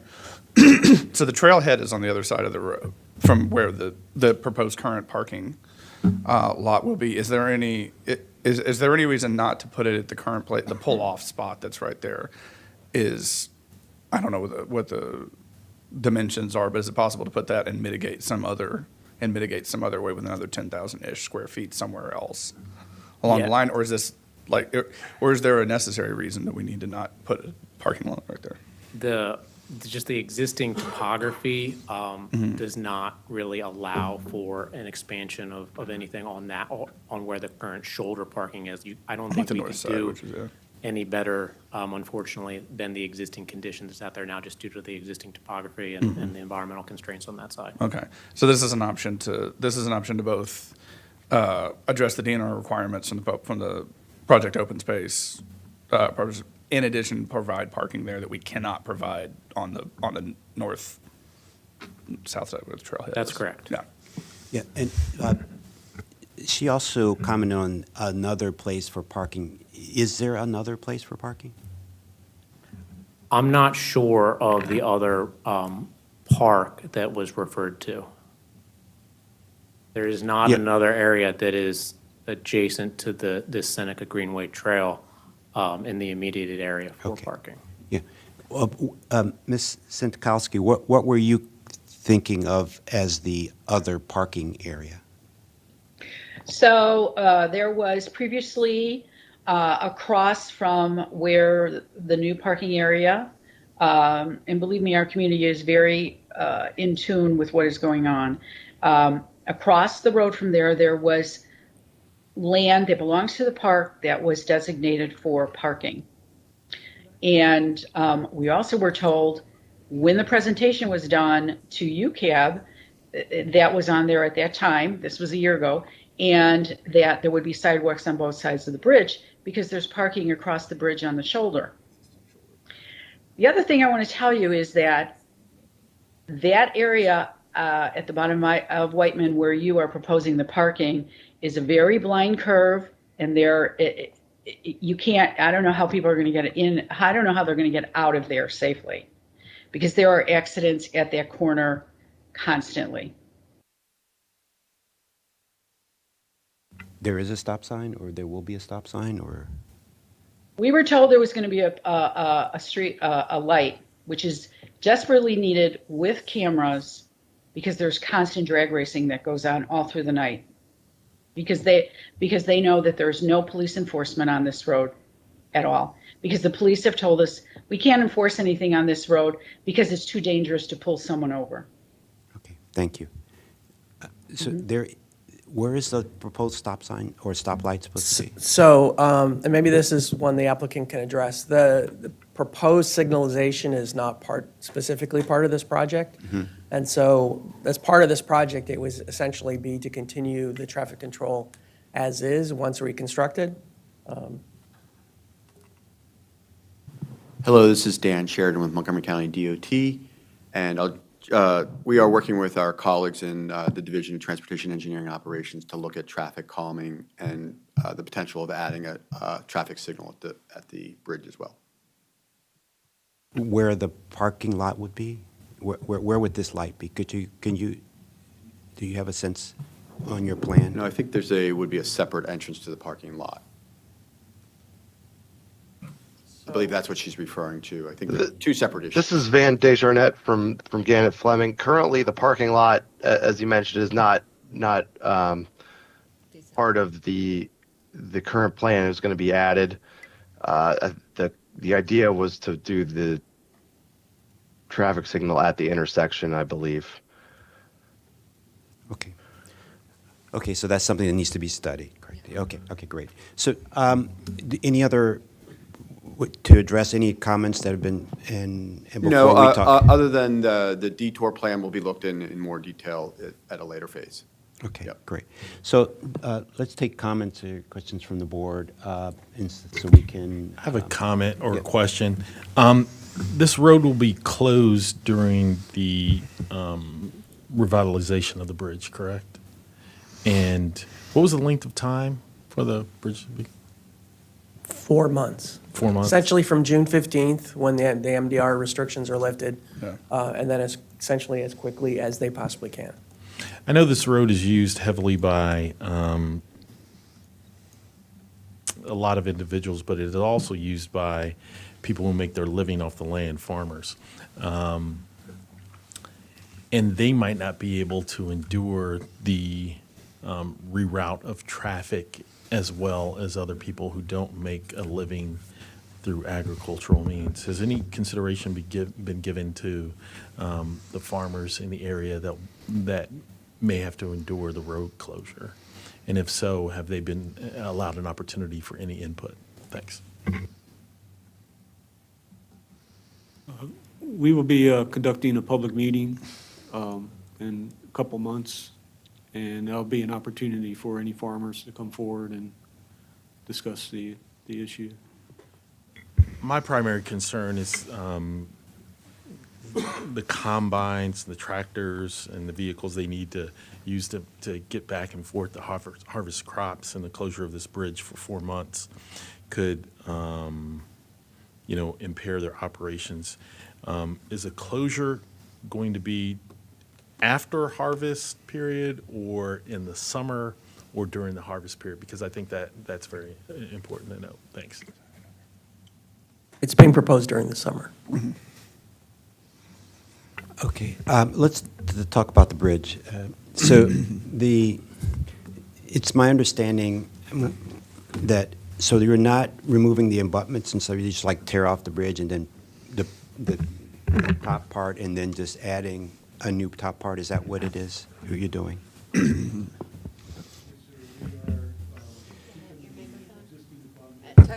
Mike? Oh, sorry. Yes, sir. This is Brian Copley, Montgomery County Department of Transportation. We are keeping the existing abutment in place. We're widening it by approximately 13 feet and putting a new superstructure on it. Okay, great. And then the current road has no, once you go past the current bridge, there are shoulders or no shoulders on this road currently? Immediately adjacent to the road, they're very limited shoulders. They do widen out a little further to the west, but it is sporadic. Okay, so part of my thinking, originally I was thinking that 6 feet, if the long-term plan for this road, I mean, it's not going to be widened in the long term. I mean, if there's for shoulders and maybe an extended side path and stuff like that, I was thinking that the 6 foot, at least that was to be provided, would provide some way for people to get across in the if the road had plans for expansion or widening, then I could see the side path, all of that going on. But if this is just a sort of a 20-year sort of replacement for the bridge, and it does provide for some 6 feet, my original thinking with that was good enough for now. But I just wanted to hear about what the other board members thinking. Plus, you also have to go through the park. Yeah. If you have to expand, you would have to expand through the park. And so, but I'm open to what some of the other board members are saying on this. I support what the recommendations for the staff for the full expansion, including the side path and the buffer, because one, we have a goal explicitly stated in a number of different areas to encourage walking. We have a trailhead right there. There's potential for a parking lot to be right there. There is a natural surface trail along Whiteman that comes. We have community indicating that people would like to walk down there. We can't put everything in now, but because we can't do everything doesn't mean we shouldn't do something. And so we need to put, I strongly think that we need to put the full expanded bridge, the widest bridge we can, and connect it when we get the opportunity. If it's not now, then it'll be soon, including you're going to widen it anyway. There's going to be infrastructure that's there. The superstructure may not last, more than 30 years or what have you, but there will be infrastructure there to accommodate it if we are allowed, if at some point in the future we're allowed to widen the road and put side paths on there. And if you want to connect to those trails, if you want people to be able to go to them, I'm fully in support of the widening that's recommended within it. If the side path is 6 rather than 8 feet, because that's better for the train, fine. Doesn't bother me. It does, having the handrail I think is good, like a physical separation of people. But if we're serious about the recommendations that we keep talking about, then we need to do them when we have the opportunity to do them. The money's there, it's here. I think that there's obviously considerable improvement that needs to go along with both the intersection and along both those roads, Blunt or up to Blunt and then to Whiteman. But yeah, I'm fully in support of having the fully widened bridge at this point, including the side path and pedestrian access. But with the side path, it could be smaller, or would it? If it's, and I'll defer to some of the staff at this point. If it's 2 feet smaller, I don't know if that actually makes all that large a difference, given how much you're going to have to expand the bridge anyway. So if there's accommodations that have to be made to make it slightly smaller, then we're already minimizing the 6-foot separation between the side path along the bridge.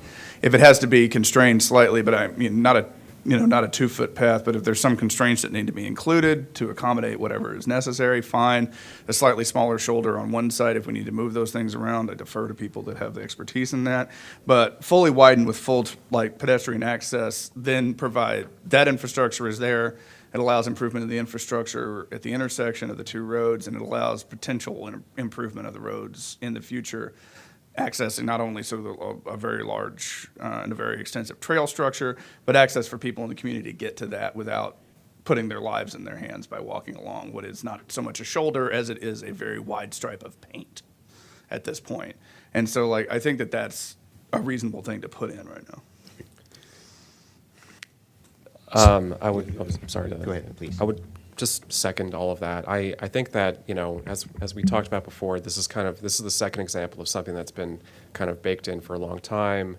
And we've talked in the past about kind of in the future, with these kinds of efforts, bringing in additional money to support kind of an expansion of, or to meet the other elements of the master plan, in this case, the side path along Brink going kind of northwest. That's something that obviously we can't control. In the future, hopefully we'll have the better ability to coordinate on that. But I think this could be an opportunity just to address, the comment from the person who lives in the neighborhood. This could be an opportunity to maybe rethink reprioritizing within a future CIP that side path along Brink. Right now, obviously, it's not appears not to be in the current CIP. It appears to be a lower priority. There's reasons for that, of course, but considering that it appears to be, a dangerous road right now, and we're enhancing access to the trail, we're encouraging more people to come, we want it to be more walkable. This could be a chance to rethink together, along with MCDOT, getting something in the CIP soon for that side path as well. But in the absence of that, I agree. I think that something is better than nothing. I think that consistency with our guidance and planning documents is important, even if they're on these kind of examples where it appears to be something to nowhere right now, but in the future that hopefully won't be the case. So for the sake of consistency, safety, and all these other things, I support the staff's recommendations, and I hope that one question for MCDOT, just I don't know if you can answer this right now, but do we have the ability to kind of ballpark the additional cost of meeting kind of the extra right of way, the extra width of for that superstructure, what that might be? And do you feel like you have it within the current budget to meet that? Brian Copley, Montgomery County DOT. I would estimate if we were to widen the structure another 8 feet, we would have to relocate a 6-inch transmission gas line. That's about a $100,000 cost, and additional LOD impacts to the parks.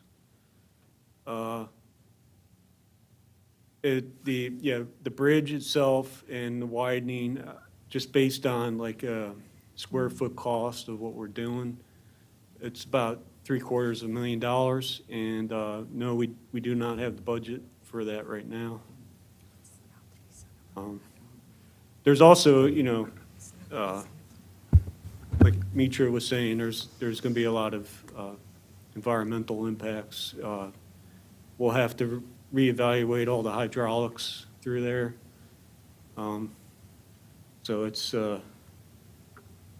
is a pretty significant change. Well, a question is, can there be a side path with not the, I understand that we're trying to have a separated area for people to travel, not just a shoulder. Is there a compromise where that whole section doesn't have to be, it seems like a big section here, at the roadway. Can there be a separated, is not that full width there, and to minimize the impact on cost? So I sort of alluded to this earlier, but if you were able to reduce the speed on the road, and if you were able to, I guess, sort of rationalize that this isn't a 50-year bridge, this is more of a 20-year bridge, you then could readjust the allocation on one side of the travel lanes versus another. So instead of a 6-foot shoulder, maybe you provide a 2 to 3 foot shoulder on the north side, and you allocate that space on the south side, and then try to get as wide a facility as possible. It would more likely be a sidewalk, given the width, because our minimum side path width is 8 feet. But it would be better than nothing, I guess is. And it would be a separated facility. Yeah, and if that's the kind of adjustment that we have to make, I think that's a reasonable adjustment to attempt to make, given the current status of the location. And I think that from the presentation and going through the memo, recommending reduced speed throughout there at both the bridge and throughout pretty much the entire area is probably reasonable to do. I think that's, I understand that the proposed speed is 40 miles an hour. I think it should be considerably less, potentially when you've got an intersection like that we have indications that it's dangerous, plus trailheads that go across it and considerable stuff. I think it's perfectly reasonable to recommend and ask that speed be reduced considerably. So just to add, with all my respect, I disagree with my commissioners in regard to just go ahead and do it and waste $1 million of taxpayers' money for something that does not achieve the goal of the master plan or Thrive 2050. This bridge is just 33 foot long. I think it's 50. Okay? No, well, that's what I saw. Width is like 30 foot, yeah. Okay, 50 foot long. Whatever it is, 50, just assume that is 50 foot long. 50 foot long, spend $1 million, waste taxpayer money on the bridge that a lot of other bridges, the way that DOT spend money on the bridges is a specific amount. The budget for the bridges is a specific. This $1 million takes away from other bridges that county need. And I just suggest that Montgomery County should not have a one-lane bridge that is unsafe, okay? Take that $1 million and fix that. That's what needs to be done. I support the Thrive 2050. I support providing shoulders and side paths. This does not take us there. It's just waste of money. We need to be reasonable in what we are asking to be done, either with private money or with taxpayers' money. This doesn't achieve it. And it's a big impact to the parkland, I mean, the big impact to the parkland. So this is what I think we're giving comments, to you guys. Our goal is to have well, how can you, and you have to work together. I mean, this has been dormant for how long? Since 2015, 16? I don't know. You know, and so things have changed since then. So what would it look like if you tried to reduce the size of the bridge, and also, I mean, from what planning is asking, but also to provide this sort of a side path so that, a safe area. So, I mean, how long would that take for you guys to work together, see how that can happen? So, Mr. Chair, you're asking not necessarily just keeping the existing bridge width, but coming up with an option that may require some widening, but not the 8 feet that's requested? Correct. Okay. I mean, that would be my recommendation, and to go through, and because I think this has just been, you brought it back. It's been, apparently we have seen this in, several years? And we want the bridge to happen, right? It's needed, and so can you guys come back to us? Come back. Our recommendation is to look at this and see if you can come up with a compromise that it is not as big as what planning is requesting, but it provides this level of protection. What about another idea? I'm sorry, Steve. Yeah. Another idea. Can I answer? I just want to respond Yeah. to the commissioner. So I think that as part of the comments from this mandatory referral, the applicant will be obligated to respond to the planning board and respond to the comments that you as a group make. If they are willing to reconsider some design elements, including providing a slightly wider bridge or changing some of the design, they can respond accordingly. And if the planning board is interested, I can provide updates as the project progresses, certainly. Right. Yeah. I'm not sure that it'll justify them coming back specifically. The alternative I was suggesting, while you're looking at it, Dan, that's something that you may want to look into. Assuming that we agree with what the chairman said, and said that, okay, instead of making it 8 foot wide, make it 3 foot wide. Can we just make the abutment 3 foot longer? And then, if it is needed in the future, within the time that the bridge is still alive, then you could just add another beam there and make the superstructure. This is just an idea that is allow the expansion in case it happens, that we don't think is going to happen, but it's less funding that would be used. Of course, I don't recommend that, but if it comes forced to shove, that's another alternative. Can I jump in with a couple of those to make sure that they're clarified here? And usually Mitra just kicks me when she wants me not to talk, so that's fine.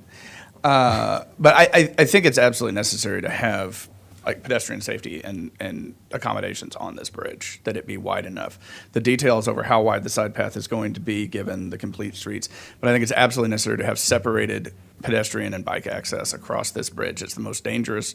It is an incredibly intersections and bridges like this are incredibly dangerous points for cyclists and pedestrians. They need separated location, whether it be 4, 6, 8.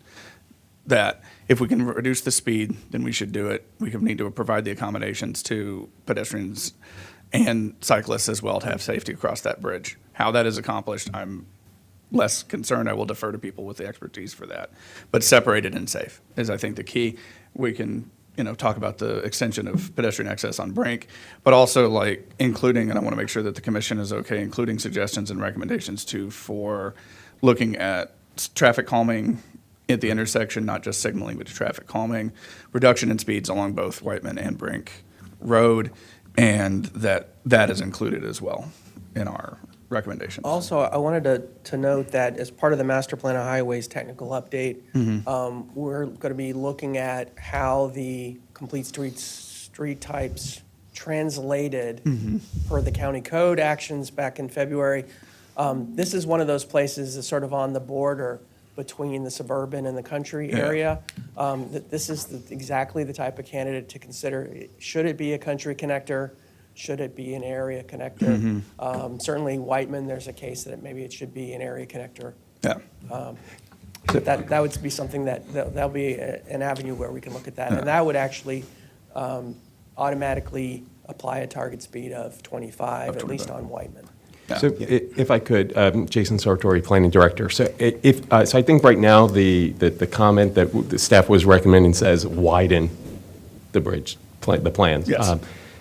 If could we agree to send along a comment that would say, study options to ensure the accommodation, or the future accommodation of a side path or the facilities for pedestrians and bicycles. Just, my concern is that, we have the 2018 bicycle plan that calls for this. We in some way have reinforced the idea of countryside paths with the adoption of the pedestrian master plan just last year. That if we may not have, at the county, the county may not have plans right now to build that side path, but if this bridge gets rebuilt without the capacity to be able to handle it in some way, then the likelihood of that bridge, of that side path coming is pretty slim, because we're not going to rebuild a newly rebuilt bridge just to accommodate a side path, right? So if there can at least be a comment that says, study potential options to ensure the future accommodation of this. And that's the, go ahead, Misha. Yeah, as long as we take the number 12 foot out. No, 8 foot. I'm sorry. We are asking for, the number one. I'm okay with all the other comments that we have, but we should leave that to DOT with what you said. I'm fine with that. I just want to make sure that when we say future accommodation, the bridge is actually built with pedestrian and bicycle accommodations, not potential extra space that doesn't actually currently have that. And like what we're building is then a foundation to allow for the expansion of pedestrian and cycle access in the future along those roads when it gets to that point. You're talking about extension of the abutments? I think that the bridge should be built with the ability for both cars and humans to cross it without, taking their life in their hands. I think you're right, Jason. I like your recommendation. I think, but we're saying that if they put all this money in this bridge, there's got to be hopefully some way that a compromise. We hope on a protected path. I think that's what we're saying. Even if it's 6 feet, I don't care. It's a protected path for people to go across the bridge. So that's what we're recommending, that you look into a protected path to go across this bridge. It could be smaller than what was recommended by, and see how that works. And also the reduction in look into traffic calming, looking into reducing speeds around there, and that's what we're asking for. I know money is a big issue today, but I think at least the goal is to have a protected path across the bridge, okay? And then also, as we look at, this bridge, if it's true that this road has 13,000 cars a day, that's a lot of traffic. So we just need to provide for that, and also look down in the future. I think on the planning staff there are going to be more and more roads like this, like what's realistic, and hopefully DOT, we work together earlier to look into how to, when you make these bridges on these country or non-country roads, how do we work together earlier? So I think we can, I'd like to make a recommendation. Just on one more, is it possible, or is the board okay with also including the comment on the traffic diversion and the local traffic only for the road I'm sorry, I forget the name. During construction for that. Is that something that we can include as a recommendation? Could you explain again? She wanted to, it seems the diversion study wanted to include local traffic only on, I think it was Blunt that cuts through there. and that is not a road that, And that should a handle particular, a traffic. particular bridge was mentioned, I thought it was Huntsmaster? Yeah, I have to go to look, but I understand, like, recommending that there be local traffic only recommendations on the diversion, on the traffic diversion study. I think that's a reasonable thing to do, considering I think how we should leave it minimal. to DOT to do. You're talking just about 4 months, a very short time during the summer. And I totally understand and support the closure. I would rather leave it to the Department of Transportation to see, because the detour in that area may not be very easy. You just put it for local. What happens for people that they need to drive? Where do they go? That they divert earlier than Yeah, Blunt so- Road, I think, is the answer to that question. But yeah, but I think that that's a recommendation that's reasonable for local traffic. Well, I would say that DOT needs to study it, and maybe we can say, including considering, look, but. Traffic, that's- Considering, but, so that's what, I mean, I hear you, instead, including considering only local traffic, but, and you decide, you guys do the study and you decide, okay? So I think we have a few things here on a recommendation. One is to support some sort of side path, and to look into providing this bridge with some sort of protected side path. And you guys could come up with the design and whatever. Hopefully, it's much less than what staff is recommended. Also, we talked about traffic calming on the streets. We talked about you guys looking into a more detailed rerouting of traffic, and then also study only local traffic on what's the road that they? Blunt. Blunt. And also what we talked about, I think those were the Yeah, and the 4 or 5 speed reduction. And the speed reduction, yeah. So do I have We just want to go back, there was some early conversation on comment 8. I think we ended up moving away from that, but that was the comment that I think Commissioner Pedoim had. The parking lot. Yeah, that was the parking lot. I understand that all our comments are advisory when it comes to the mandatory referral. When it comes to the parks, it's not. And this is really doesn't matter. To me, it's look like double payment. I do not know if you have any other recommendation, but I'm okay either way. I just were asking about it. We are not talking about a lot of money, so I don't think DOT would really care that much about that. Unless you guys care, I don't think it matters. Yeah, really. but, yeah, so we're okay with what's Full there in compensation, number 8. So the part that was a protected side path, consider design with a protected side path, whatever, at a reasonable size. Talked about reducing the speed, talked about traffic calming, talked about looking at, a further study of the detour during construction that would consider, if possible, only local traffic on the street. And so those are the five things that we're putting in as a recommendation. I think that's everything, yeah. Do I have a motion for Yeah. approval? I move that we approve transmitting comments on the mandatory referral MR 2024-0020 with the additions and recommendations made by the commission. I second it. All in favor? Aye. Aye. Aye. The ayes have it. Thank you. We're going to take a 5-minute break, and then we'll start our next item, which is item number 6, zoning text amendment, ZTA 3023-11, and subdivision regulation amendment 23-02. Thank you.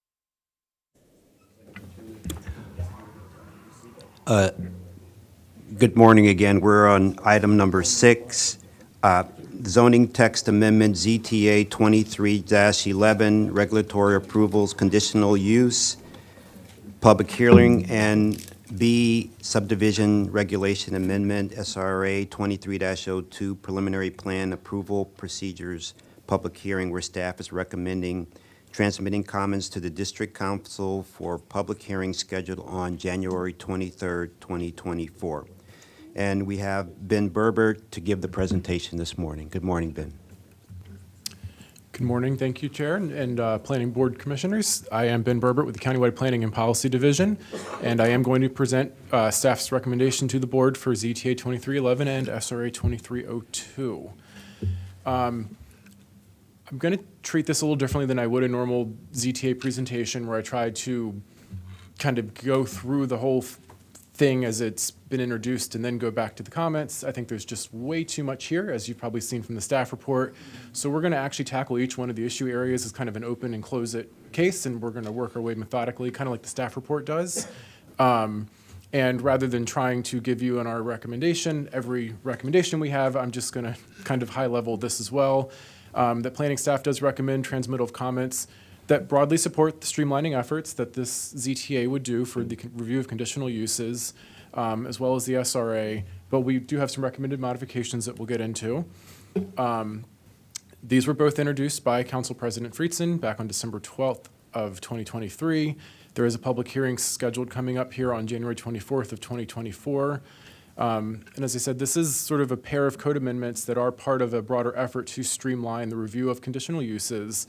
It does a lot of things. Some of it consolidates uses that are very similar in code. A lot of cases, it's adding new limited use standard options in places that only conditional uses were allowed. There are some changes to code that kind of streamline the way the hearing examiner would actually perform their review to make this a little bit easier. And it does set up a policy change that we are implementing here at the Planning Department, where we're going to start trying to co-review preliminary plans with the conditional use plans. It really doesn't make a lot of sense for us to have two very separate hearings for what's basically one package of discussion. Just there's a technicality with preliminary plans that they can't legally be taken action on until the conditional use is approved. But that action's taken by us signing off on the final copy after the fact. There's no reason the planning board can't still have its hearing concurrently, but it could set up a situation where revisions need to be made to the plan, and we'll discuss a little bit how that works as I get to that part of the presentation.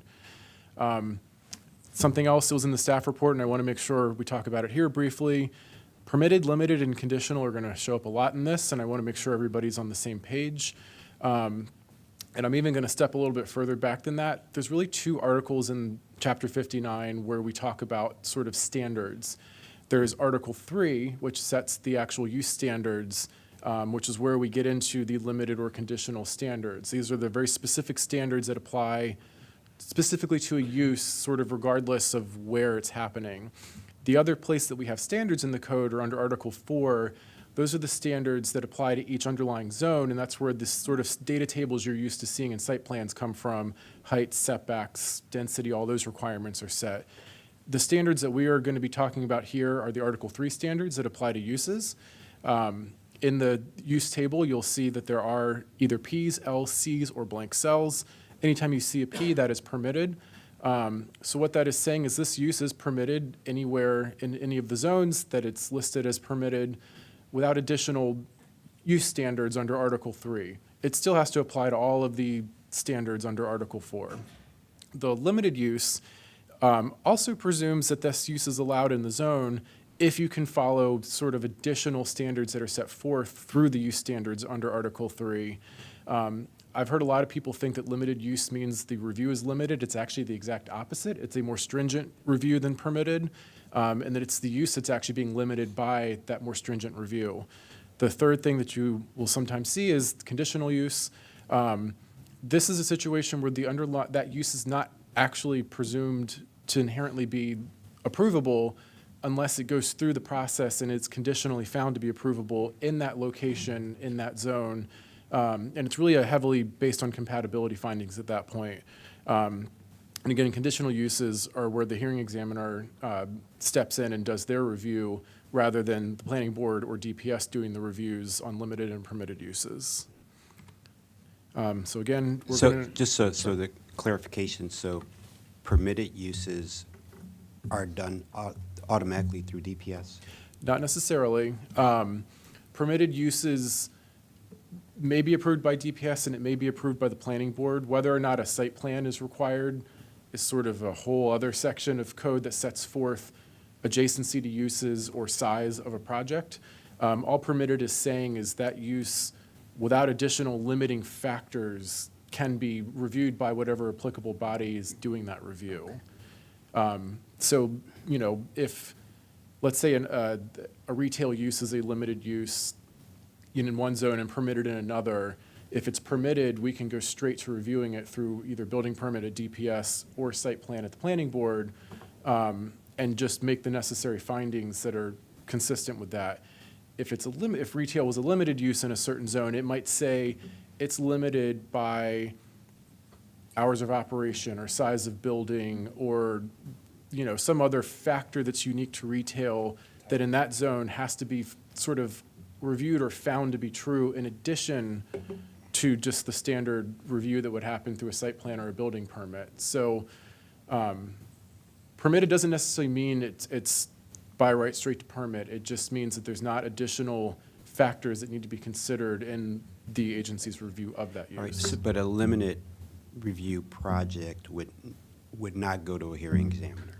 They don't go to the hearing examiner, but they would come to the board. Most likely, DPS still can do some limited use, but there are more standards, but it still doesn't go to the hearing examiner. Right. Only conditional uses go to the hearing examiner. Great, thank you. All right, so we're going to start Thank walking. you for this information, really educational. I got it. Well, we're going to put this to the test. Okay. We're going to now just start walking through all the different divisions that are recommended for change to this ZTA.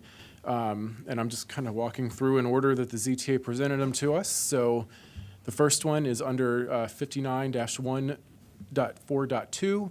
This is specific terms and phrases under the defined terms division. There are sort of three things that are changing in this section. They're all very technical, merging the family daycare of up to 8 persons and group daycare of 9 to 12 persons into the one use group daycare up to 12 persons. It's having to then re-sequence number the rest of the daycare uses, as well as reflecting that there's a consolidation of home health practitioner uses.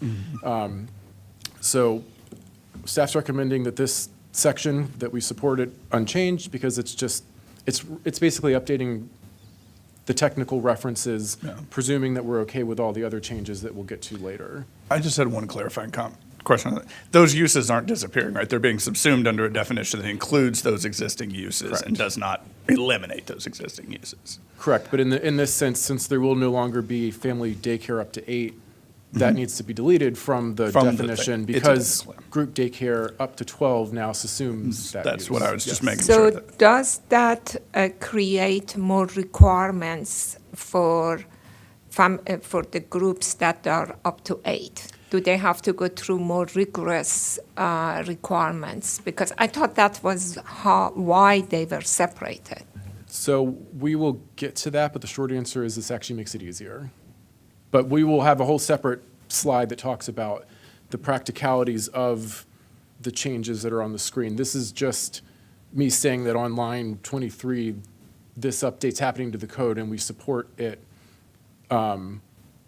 happening on line 23 because of what's happening further in the ZTA. Okay, and the other thing is that, because I remember when I was at the DPS, up to 8 and up to 12 was going through completely a separate requirement for fire access. So I do not know if you have coordinated with DPS in that regard, because it was easier up to 8, and if they went up to 12, they had to go do a lot more. I don't remember exactly what it was, but that's why I was saying that If it make it easier, that's fine, but that's not how it was back of my mind, that it's going to make it more difficult. I think that's why they had separated them. I'm not sure, but that's what I remember. So the short answer to that is we did not coordinate specifically on fire access requirements to this. The reasoning that was given for the change was that the state code defines up to 12 as a certain daycare class, and it's more than just fire access. The whole process was much more arduous to do 9 to 12 from a logistical purpose of reviewing a conditional use rather than going straight to building permit, basically. But again, we're going to have a whole separate slide to talk about the daycares. So, is there any other questions, concerns on this particular slide? Okay. The next section of the ZTA gets into the transferable development rights section. As we probably actually remember from the ZTA I took a couple weeks ago before the board on cemeteries, there are lists of uses that are prohibited when a property is encumbered by a TDR easement. That is being reflected because, again, there are uses that are changing as other parts of this ZTA, and as these uses' names are changing or are being sort of subsumed by other uses in the code, this is just section referencing back again. List of prohibited uses needs to be amended to reflect the sort of new terminology and new uses that the code would have. So again, staff sees this as just another sort of perfunctory technical update. So we're recommending this section also go through as introduced. Okay. The next section gets into the changes made to the actual use table. Again, this is the table that reflects all of those Ps, Ls, Cs, and blank cells that I talked about earlier.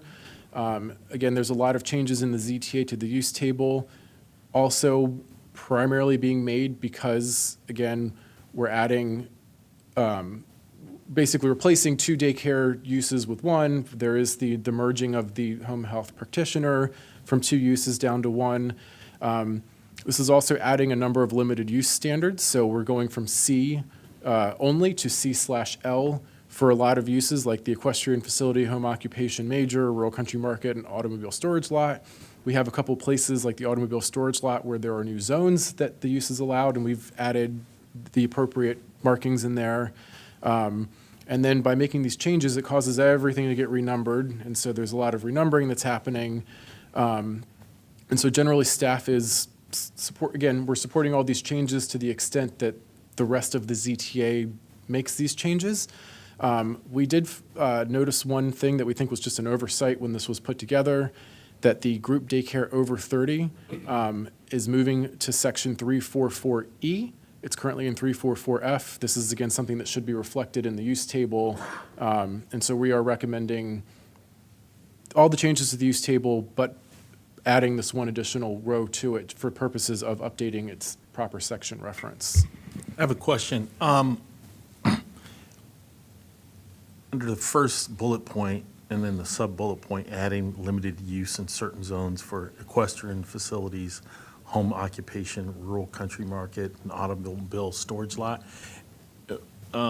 So these are going to be new categories that are going to be added, or are they going to be restricted?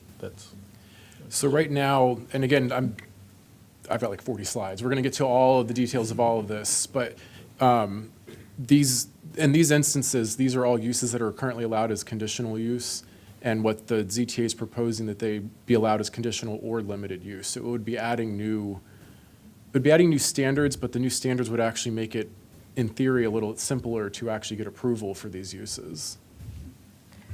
I understand, and maybe I'm a little bit confused. This is in regard to hearing examiner, make it easier for a hearing examiner to approve it.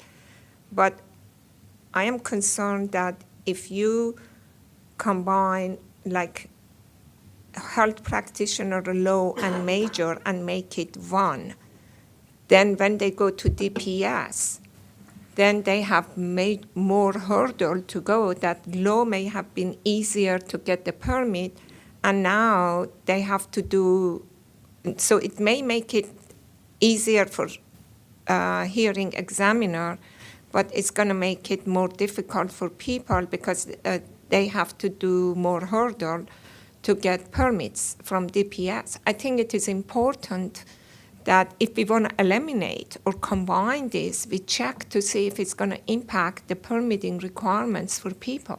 So in that example, and again, I have slides to actually get into all of this, but to answer the question directly, what they're doing in combining the low and the major is they're taking pretty much all of the standards from the low and they're making them the limited use standards. If you qualify as a home practitioner that would have qualified as the low before, it just becomes a limited use and not having to do the conditional use review any longer.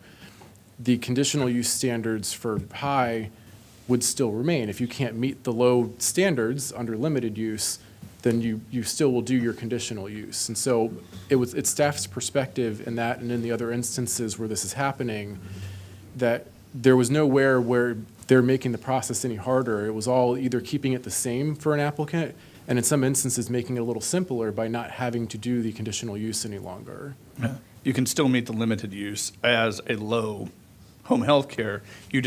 It's now no longer conditional, it's limited use. You skip the hearing examiner, hopefully, and you can move on. But you're not required to do any additional permitting. So the category doesn't go away. Still, you have these low and major categories. Can we actually, I think it'd be good to let Mr. Berbert actually go through, because he's got stuff on each and every one of these, and so you can raise questions and concerns about each one as we get into it, because it's difficult without having the information about each of these on the screen and what he intends to convey. So if he could. We can definitely, we'll talk about all of this a little more. And so for this slide, is the board okay with the modification to the use table with staff's recommendation to update the section reference? Okay. So the next is the first use we'll actually talk about, and this is the equestrian facility use. This ZTA, so currently in the code, the equestrian facility, it's a conditional use in the RE2, RE2C, RE1, and R200 zones, which is, I think from both staff and the hearing examiner's perspective, it's pretty arduous that if you just want to own 1 or 2 horses, that you have to go through an entire conditional use process to do that. So what the ZTA does is it's proposing to make it a limited use in the RE2, RE2C, RE1, and R200 zones, so long as you met certain standards that include that nothing that you're doing on site is a commercial activity. These are basically your private horses. That there's a maximum number of horses you're allowed, which is laid out in a table in the code based on acreage, and that you have a basic waste management standard plan to make sure you're not pushing that off into a creek or something like that. And so, staff's recommendation for the equestrian facility use is that we support the addition of these new limited use standards. If an applicant wants to come in and do an equestrian facility in one of these zones and wants to do more than what is allowed, they can still do the conditional use to get that approval. We think this is actually going to help applicants a lot in this particular use to not have to go through these hurdles just to own a couple of horses on their larger lot properties. Hearing no concern. So the next one we're going to get into is the home health practitioner uses. As stated earlier, this is consolidating the home health practitioner low impact with the home health practitioner major impact as a new single use that would just be called home health practitioner. What this would do from purposes of the use table is it lets this new use be reviewed either as limited or conditional use in all of the zones that already allowed it before, where again, before it was, before the low impact was a limited use, the major was a conditional. This is again streamlining this into sort of one similar use, leaving the limited use and conditional use standards in place. Again, I think this actually may help a few home health practitioners that were considered major before kind of come in under the limited use standards, because the limited use standards absorbed all of the low impact use standards, plus added some sort of common standards that were issued by the hearing examiner on limiting operating hours, and sort of clarifying what needs to go to the conditional use process to have waived. And so again, I think there are a number of what were home health practitioner major impact users that will actually be able to take advantage of the limited use process going forward. But again, this leaves the avenue open for them to still do a hearing examiner review under conditional use if they want to exceed the basic limits that are set in place by this. So again, staff is supporting the consolidation of the two existing uses into just one home health practitioner use. We are recommending that on line 177 of the ZTA, the clause where home health practitioner use is allowed as a limited use, the following standards apply. It's a very sort of standard clause that you'll see all throughout the zoning ordinance every time a list of standards start. It just sort of seemed like it got left out in the copy, paste, adding, deleting of everything here. So I will pause here again briefly. I know we've had a little discussion on it, so if there's any further questions about this particular use, not seeing any, so I'm going to assume the board's okay with our recommendation. The next use that's being changed by the ZTA is home occupation. This is one where they've opted to leave the no impact, low impact, and major impact as separate uses in the table, but they are going into the major impact use and making it both limited or conditional. Before, it was only allowed as a conditional use. Now they are allowing it for limited or conditional use. And the limited use standards that are being recommended in the code would limit the number of visitors on site, require that all indoor, or that all waiting areas be indoor. There's limits to the amount of in-person sales, on-site storage, and on-site display of merchandise as part of this business. And it would prohibit you having other at-home businesses concurrently with home occupation. If you can meet all of that, this would now be allowed as a limited use. Again, if you want to exceed any of these, you can do the conditional use process with the hearing examiner still. So staff is supporting these new limited use standards with the home occupation major impact. So with regards to home occupation, can you provide an example for the people who may be listening for clarification's sake? Thanks. It's ironic that the easiest thing that comes to my mind is sort of like a small doctor's office, although I think that's actually treated as a separate use. But it could be, so thinking that line, a therapist perhaps has, people come to their house for the clients to receive sort of, session therapy treatments. That would be a home occupation. You're running that business out of your house rather than renting a small office suite somewhere and having a third-party location. And so, again, these are allowed by code, and the impact levels are based on how many people were coming and how many deliveries you were having per week of any sort of necessary items to do that home occupation. And again, the major impact here was the most impactful of them. And I know for this use in particular, when we worked on this ZTA in the past, the hearing examiner kind of looked back and found these were the standards that they were always applying to the home occupation major impact. And if basically you met all of these standards, they were almost always granting that conditional use, which is why it sort of seemed like we're wasting both applicant and staff's time. If we know these are sort of the acceptable standards to us, let's codify them. I'm not unsympathetic to the fact that it could create a situation where a neighbor is caught by surprise that someone is doing this sort of next door. I'm also not aware of a lot of instances where the conditional use was ever denied if they met these standards, which is why I think it made sense to us to just go ahead and make them the standards you follow and not otherwise subject the applicant to a bunch of additional review. Would a good example be maybe a beauty salon or nail salon in someone's home and, a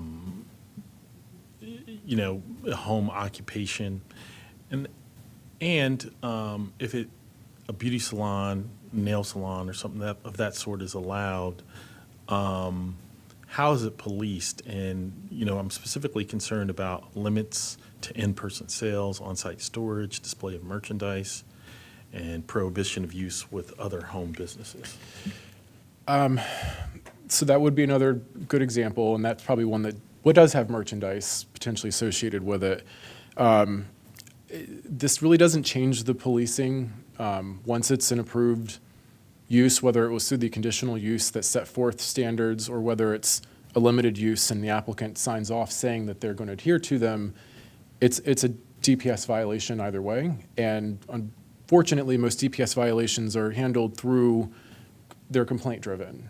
And so there's not a real, this isn't sort of fixing sort of that problem that some people may see that it's sort of violations may be happening in these uses.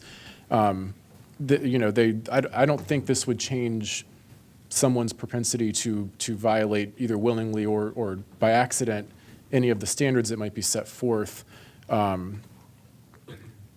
That would still just be handled through a complaint-driven process through DPS, where they would need to find some proof, sort of one way or the other, as to whether violations were occurring.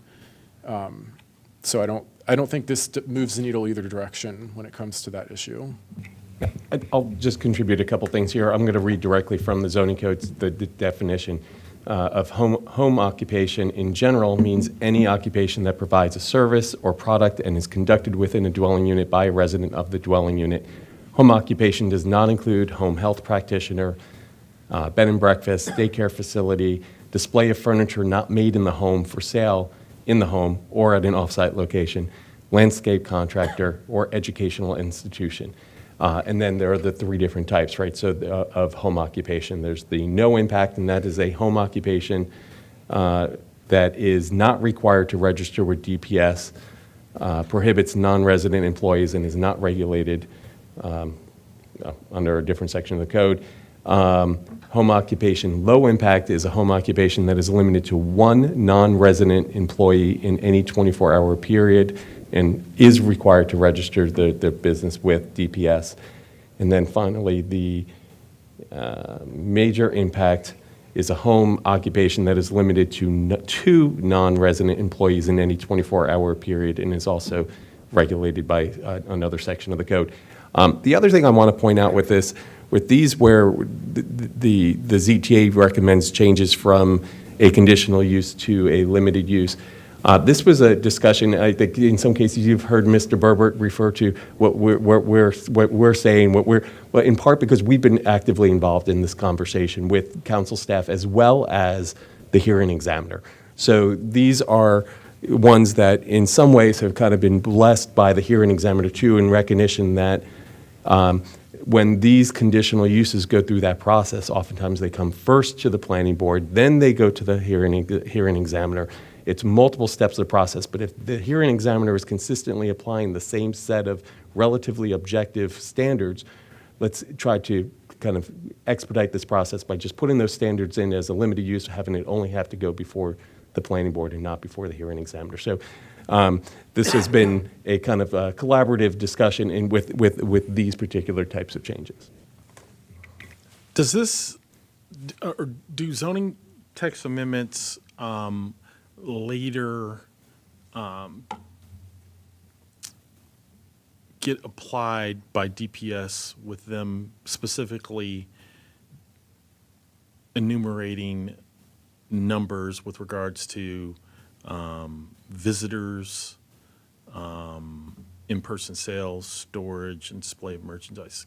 What I'm concerned about is that when you have certain businesses, and I'm speaking from experience and having a client who had an issue with someone who opened a business in their home, traffic and parking became a nightmare in that home, right, in the neighborhood.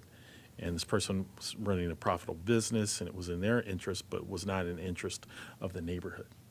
And so when I'm looking at this, and there's generally broad, and then when does it get into specific? Does DPS come along and say, this is the number of visitors you can have, this is the number of workers you can have, and this is generally what we will enforce, or is it left broadly to interpretation by DPS? Because this is general right now. It's probably general on the screen for sake of not wanting to just publish the entire staff report. So I'm quickly looking. I'm pretty sure there are actual hard numbers in the ZTA. You could just answer yes or no without going, and I was wondering if I DPS can say, does it. I think it is, because I was there. And they look, I believe, I didn't do it, my staff did it at that time, but I believe that there is a specific number for each use that DPS has to use to enforce it. They cannot just be on their own interpretation. So that's what I remember. Yeah, Commissioner, if just for example, it might be helpful. I'm just looking at under low impact here. It says the maximum number of visits is 20 per week, no more than 5 per day, excluding deliveries. It limits the sale of the type of goods, the number of sales per month. I mean, the code gets very specific on these things. And one thing I will add, just by way of example, I know you had asked that I have picked up on the fact, just sort of anecdotally, it's actually increasingly common for attorneys to operate out of their house when they don't want to pay overhead, obviously depending on the type of practice they have. So just thought I'd throw that out there. It's interesting that you would bring up the necessity of attorneys. Well, of course, I do have a sense of self-preservation. Is that, were your concerns adequate? Okay. So I'm assuming what we have on the screen, everyone's good with these recommendations, all right? So now we are going to get into the discussion on the daycare uses. As was mentioned before, this ZTA takes the family daycare up to 8 persons and group daycare of 9 to 12 persons, and it's recommending it as one new use called family daycare up to 12 persons. So currently up to 8 persons is allowed as a permitted use in every zone. There are a few limitations. They come from sort of licensing standards that aren't really zoning related at that point. And those would all still apply with the new combined use. But to go to group daycare 9 to 12 persons is currently a conditional use in a lot of zones. It's limited in a few, but it's mostly conditional use. And it's a conditional use that I think we actually see a lot of applications for, because somebody has a daycare with their 8 people and they want to expand modestly. And to go from 8 to 12, it can almost always be in almost the same footprint. It's one additional staff person. It's a very small, logical next step for a at-home daycare provider. And the amount of effort that goes into preparing those conditional use plans, basically for us to make the finding that there's no impact in the expansion from what they were doing before from a practical standpoint, I think is what we're trying to address, and it felt very arduous. I regret I do not know the implications directly on something like fire and rescue. I do note in some other uses actually in the code that are also proposed for consolidation that we'll get to a little bit in the retail side. Even though we're consolidating the uses, there are some still specific standards that point out that if you're above a certain size, other standards still apply. So I don't necessarily think there's a inability for the county, if there is a fire code that kicks in at 9, that it might not still kick in.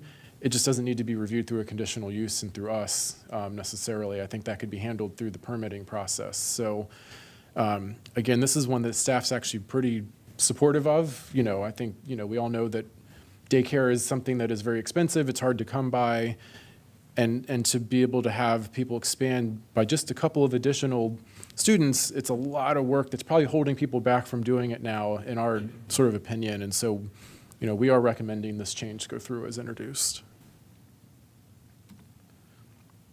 Oh, look at that, retail service establishment. So this is one where there's sort of the combined definition of retail and service establishment, and then the code has 6 distinct breakdowns based on size of establishment, with the smallest being up to 5,000 square feet and the current largest being anything that's 120,000 square feet or larger. The ZTA is combining the upper 2 most tiers, the 85,001 square feet to 120,000 square feet, with the 120,001 square feet and over into a new 85,000 square feet and over. I think from a practical standpoint, a big box becomes a big box, and in some ways, this is actually moving down the threshold of where we are calling you a big box retailer. And so I think that's beneficial. And so what this has done, while the specific use of 120,001 square feet or over is being eliminated, new limited use standards are being introduced into this part of the code, providing specific standards if you are 120,000 square feet or larger in design that are pretty much based on the control of the design and function of the building, very similar to, again, what the hearing examiner today is looking at. And actually, anecdotally, the hearing examiner says that, at least in the time that the current one has been working, has never even seen a conditional use come in for this size of retail. Those new limited use standards that are being proposed were pulled from a couple of locations. Most notably, there are standards that apply to retail. I believe it's over 50,000 square feet in size within a mile of a metro station. So some of those standards that are being used now were being applied now to all these largest retailers. And then there's some of the sort of design and transparency control that comes out of our CR family of zones were also being applied to the largest of retailers to create this new packet of limited use standards. And staff thinks this is a reasonable way of managing if we have any future applications for such large projects. The only recommendation that we are making that's shown on the screen, sort of limited use standard B, street level retail facades that front public or private streets or parking areas must provide transparent glazing for at least 60% of the horizontal length of the building facade. We would like it to say, as measured from a height. Did I do this right? Yes, as measured from a height no more than 3 feet above the walkway grade to no more than 8 feet above the walkway grade. Instead of saying between the height at a minimum of 3 feet and 8 feet above the walkway grade. It's the exact same thing in practicality. We just think it's a lot clearer for somebody who's not used to reading this to understand what we're trying to do, that you go up 3 feet and then 3 to 8 is where we want the 60% transparency. It's all about clarity. There's really no policy change with this recommendation. Are there any questions about that? I see none. Next use that is changing in the ZTA is rural country market. Currently, this is only allowed as a conditional use, and it's only allowed as conditional use in the AR, RRC, RNC, RE2C, RE2, RE1, and R200 zones. A rural country market is effectively like a slightly more permanent roadside produce stand. Your most basic one would be completely portable trailer that could be pulled by a vehicle. This would sort of apply to ones that are actually permanently built into the ground. But there's lots of limitations on what they can sell. It needs to be sort of on-farm produced produce or other goods that were produced from the produce grown on the farm. And it just sort of seemed like, why is this a conditional use for something that is such a low impact and would help promote farmers to be able to have a direct line of source with their customers? So the new limited use standards would just set the minimum tract area, minimum setbacks, and maximum building height, which were consistent with what the conditional use requires. The conditional use now would be used going forward only in situations where somebody wanted to deviate from one of those standards. So we recommend this as introduced. This includes actual permanent structures, right? Not just like these would be allowing a permanent structure more or less with. It can also be in a permanent, as part of your barn. There are Yeah. limits on how much of that, Okay. can be used, but yes. Okay. Sure. Next use is the automobile storage lot.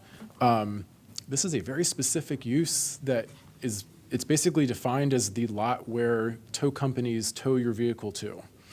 There has to be one of those somewhere. So currently they're only allowed in the GR zone, and only allowed in the GR zone is conditional use. We just thought it was very strange that the retail zone is where you want to put the impound lot. And so in purposes of just trying in good gesture, I think this use change came about that the industrial zones also feel like an appropriate place for this, and that maybe it could be limited rather than conditional. And so we have borrowed the use standards that applied to vehicle sales and rental outdoor and are applying them here, such as needing the hard pavement surfaces, the lighting, the screening, the setbacks, all of that good stuff. And so staff is recommending support of this as introduced. Next, we're getting into the parking section of the code.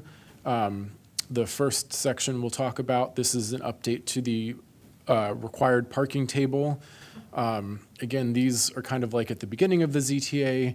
These are updates sort of recognizing that we are renaming, resection referencing, and otherwise consolidating certain uses, and therefore the table needs to be updated to reflect that. We're not actually changing anything about parking with this particular ZTA.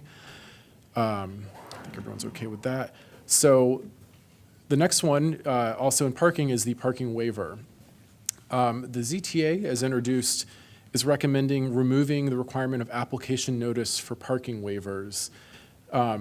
Application notice is a very specific defined term, and it is the notice that is given at the beginning of a review process, typically by the planning department for sketch plans, site plans, the mixed income housing plan, so, all those sort of things that we review here trigger application notice. It goes to the adjacent property owners plus any interested and registered parties. I believe it's within a half mile of the site.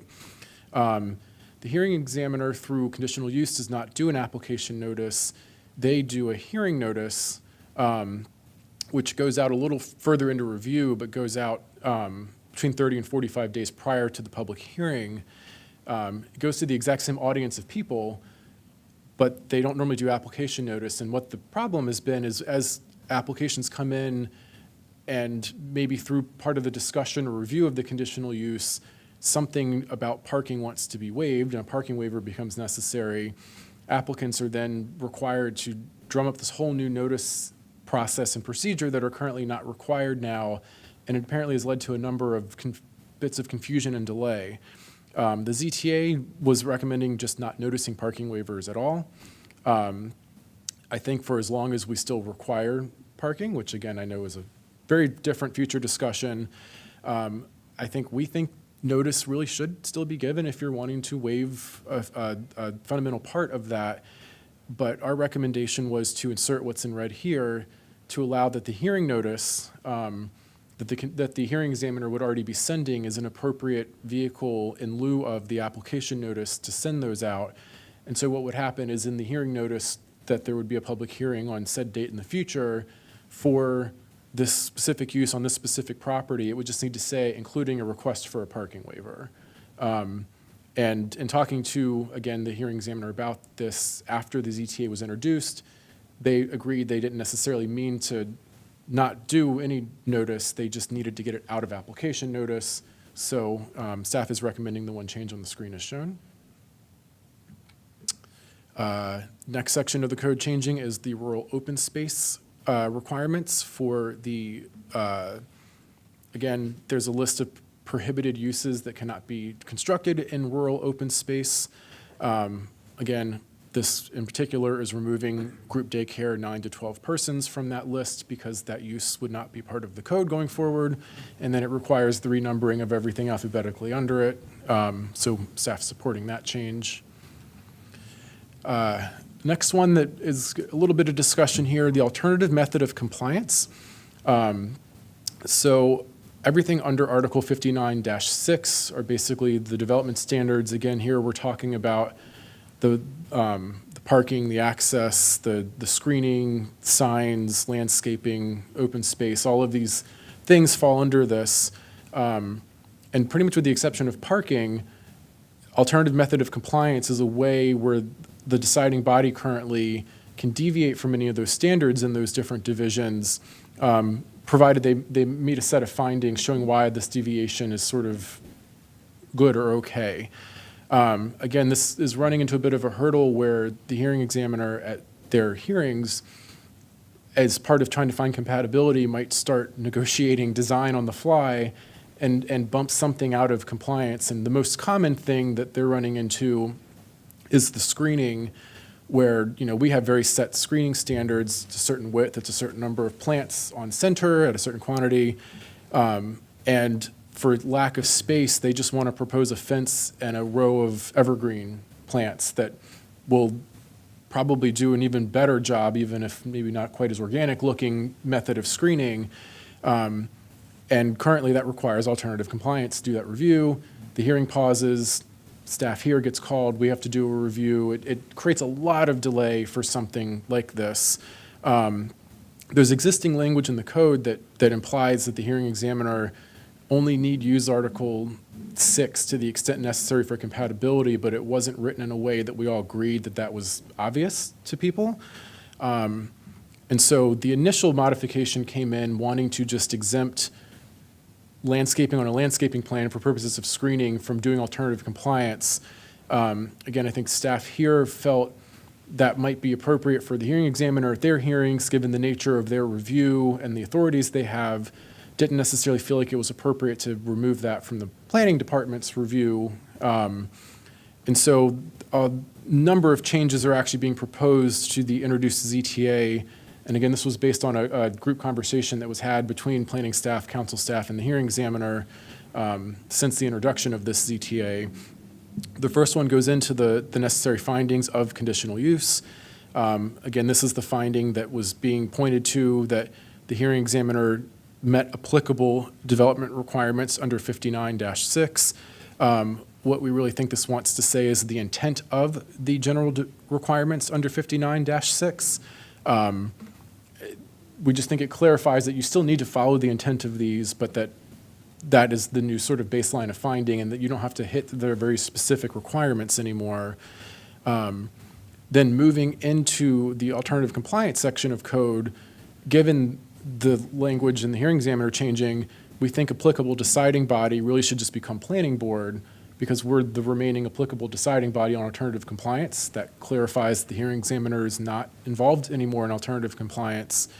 A third problem arose in this discussion. We tried really hard to avoid having site plans follow conditional uses because it feels kind of redundant, and we eliminated a lot of those in the 2014 rewrite, but we didn't get rid of all of them. And so we very rarely see this, but it sort of felt important that if the hearing examiner did make, as part of their finding, some alternative that's not the standard of Division 6 but met compatibility, that if a site plan then came in, that the planning board would be able to use the hearing examiner set standards rather than looking at the actual standards in Article 6 and go, well, wait a minute, those don't compute. There was just nothing in the code that said that you do that. So like binding elements on an LMA, we follow them because the code says to. The code doesn't say anything about the planning board at site plan necessarily following modified standards of a conditional use. And so there's sort of two places this could go. It doesn't need to go in both. And I don't think staff has a strong preference on where. And so our recommendation is we send it along, offering council both options, and they can pick where they want to put it. One of them would go into alternative compliance and just say that an application that was subject to previous conditional use approval, that approved alternative screening standards, other than those found in screening, or parking lot screening that has changed, that was done through a parking lot, or screening that was done for parking, that those altered standards would be what would apply rather than those in Article 6. The alternative would actually go into the site plan findings that the planning board makes, that specifies that the board must satisfy all applicable standards under the general requirements of this chapter, and it would just say that includes any development requirements that were modified by an approved conditional use. So this, we think, gives the planning board the ability to not kind of have an error when processing these and say we can't do that. So any questions? I know this is a complicated one. All right. But you will say, it'll say or.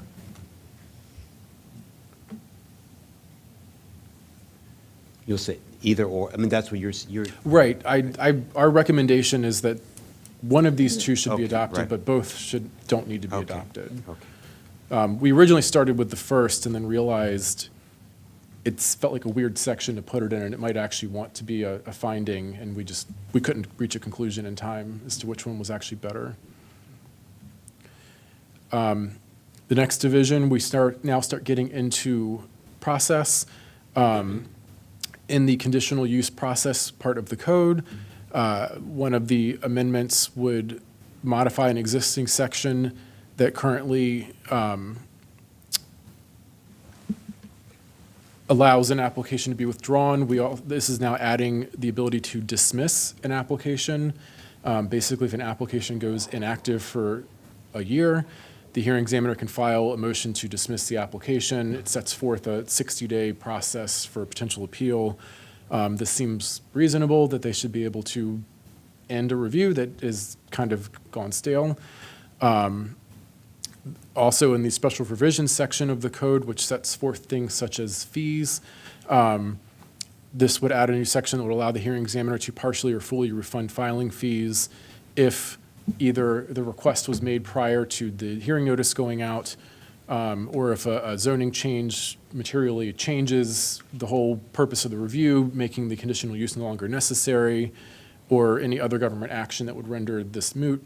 Again, I think if they want to do that, we're fine with that. So we got through the ZTA. The SRA is much shorter, thankfully. Yeah, just one quick question. So let's look at that at the same way we look at like projects that come before the board. You know, that part of our review at every board meeting is to do extensions, right? You know, and so what would, you know, we generally do the extensions because they're, you know, either couldn't work out some of the applicant or couldn't work out something with another division, or just things are changing and they just can't. So with respect to the hearing examiner, I mean, when they go stale, do you have a sense of why they go stale? I mean, is it because people haven't been able to work things out, or is it different from why things take longer in the planning process, you know? Right. I think so. I think this specifically is like it's been completely inactive for a year, so this they're not even trying to resubmit or, but sometimes things do exceed their 120 days with the conditional use for the very same reasons you've mentioned. But I believe this is very specific that there's been no activity for a year from an applicant. Okay. So there's one change that would be happening to Chapter 50, our subdivision code. And again, as I alluded at the beginning of this, you know, this is all part of an effort to streamline conditional uses. And Chapter 59 dealt with how to make the uses more streamlined. This is getting a bit more back at our process. Currently in 59, the code says the planning board may take up review of any conditional use project, but we must take up review of any necessary preliminary plan. And a lot of conditional uses need to ultimately record a lot for that use after the conditional use has been approved. And again, the reason the preliminary plan becomes later is that preliminary plan is approving a lot for use, and conditional uses are not presumed approved until they are, and so we need to have that process done first. But it's a lot of the same technical stuff we're talking about to go through preliminary plan and conditional use. And so to save applicants a good deal of time, both not having to come to multiple planning board hearings, but also to be able to have both approvals done at once rather than starting the preliminary plan process after the conditional use is finalized, we're hoping to bring just one combined item before the board to talk about preliminary plan and conditional use. We will be conditioning that preliminary plan on approval of the associated conditional use. And sort of that final approval or that certification that would happen, that staff does signing off on the plans, that they do indeed match what the planning board voted on with any changes that were made. We would be holding off on making that final step until after that conditional use was approved, just so that technically the order went the right way. It is not common, but not impossible, that through the hearing of the conditional use, the plan might be altered a little bit. If the plan were substantially altered at the conditional use hearing approval, we would come back and have a second hearing at the board, you know, very short order, to to let that go through its very public process. If it's starting to modify findings or conditions, like that needs to come back to the board. But it could just be shifting elements or lines on a plan that might not even necessarily need to be on the preliminary plan, but are just there for clarity, or it's better to have the stuff shown on the plan. We'd like a process where those sort of lines or little features could move without needing to come back to the planning board. And so this new process in subdivision code would allow the planning director to sign off on us allowing those modifications prior to us actually signing off on the official board version of the code. With the ability for the director to even say in a minor case, I think this is too complicated or controversial, I don't want to do it.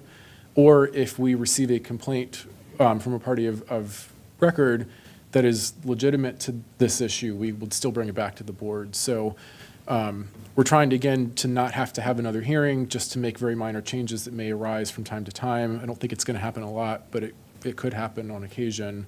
And so this just sets forth a way that we can do this internally. For the ZTA, we did do a climate assessment. A lot of what was before us was really just code streamlining. That's not going to have a climate impact. To the extent that some of the streamlining might encourage additional, things to happen because new uses are opening, that could have a very minor impact.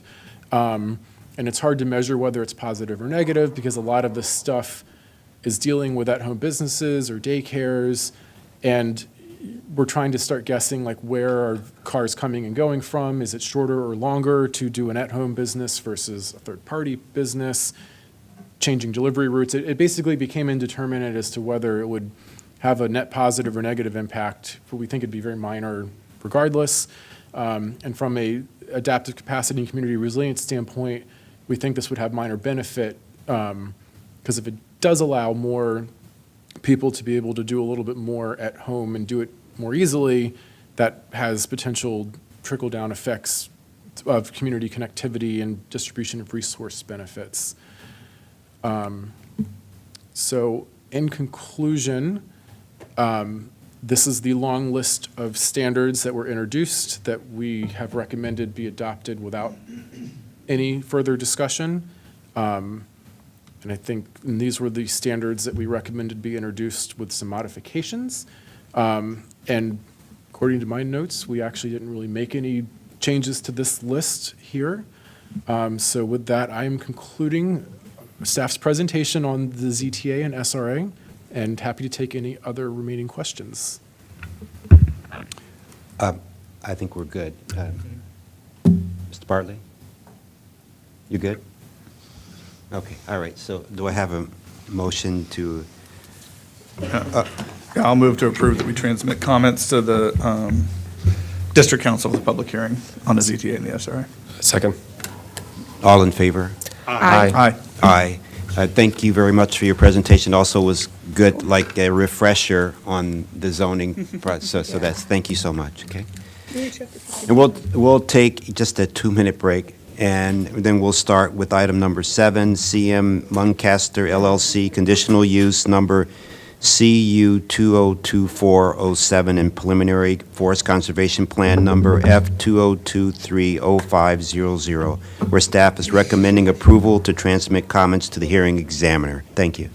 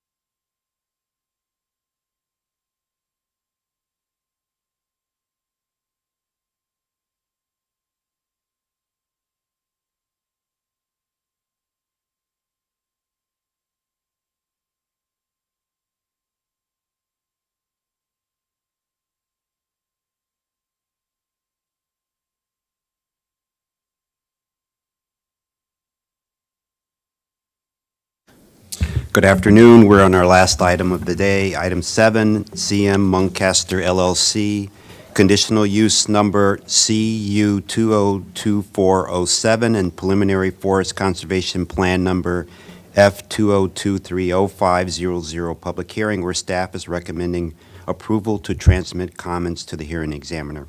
From the planning staff here, we have Mark Beal presenting this afternoon. Hello, Mark, and welcome. Thank you, appreciate it. For the record, Mark Beal. Hello, test, okay. For the record, Mark Beal, zoning planner, Up County Planning Division. Today I bring to you CM Muncaster Mill. It's a conditional use, and as you said, the conditional use number is CU 202407 with a preliminary forest conservation plan of F20230500.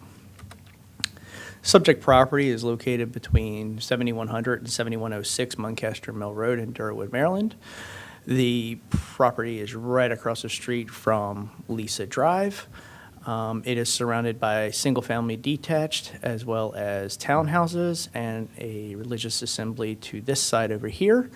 The townhouses are zoned RT 12.5 and the remaining of the area is zoned R200, and staff did not find any conditional uses or special exceptions in the area. The subject property consists of parts of lots 13 and parts of lot 14. It consists of 4.46 acres, has direct access off of Muncaster Mill Road, and there are 2 existing residential houses as well as multiple outbuildings and sheds on the property today.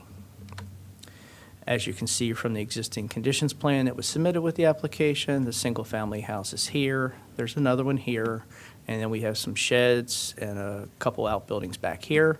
Again, Muncaster Mill Road, and it's across from Lisa Drive. And you can see this little edge here, the backside is gets very close to Redland Road. The applicant is proposing to construct 43 new townhouses, 7 of which will be MPDUs. The applicant in this area back here will be creating a public park. At the same time, the applicant is creating a new entrance that lines up across the street from Lisa Drive right here. And the applicant is installing an open area here with seating for the residents of the neighborhood. So, Design for Life. What is Design for Life? So Design for Life townhouses are intended to increase the amount of accessible living units or townhouses or single-family houses within the county to the residents. What this means is these buildings and structures in the neighborhood must meet or exceed the level 2 accessibility standards, which are certain aspects of the ADA code or even better. The subject property is located in the 2004 Upper Rock Creek Master Plan. There are no specific recommendations for this particular property. The property is right here in the red star in the map. The application conforms to Chapter 22A, Forest Conservation. Here are the variance requested trees, and the applicant is providing on-site mitigation for those trees. At this time, I'll turn it over to our transportation planner, Brett Brown, to talk about the transportation slides. Sure. Thank you, Mark. Good afternoon, members of the board. For the record, Brett Brown, Up County Transportation. So to get us started today, as part of the review process, the applicant submitted an exemption statement. As the subject property does not exceed more than 50 peak hour person trips during the AM and PM period. I'll also add that they did receive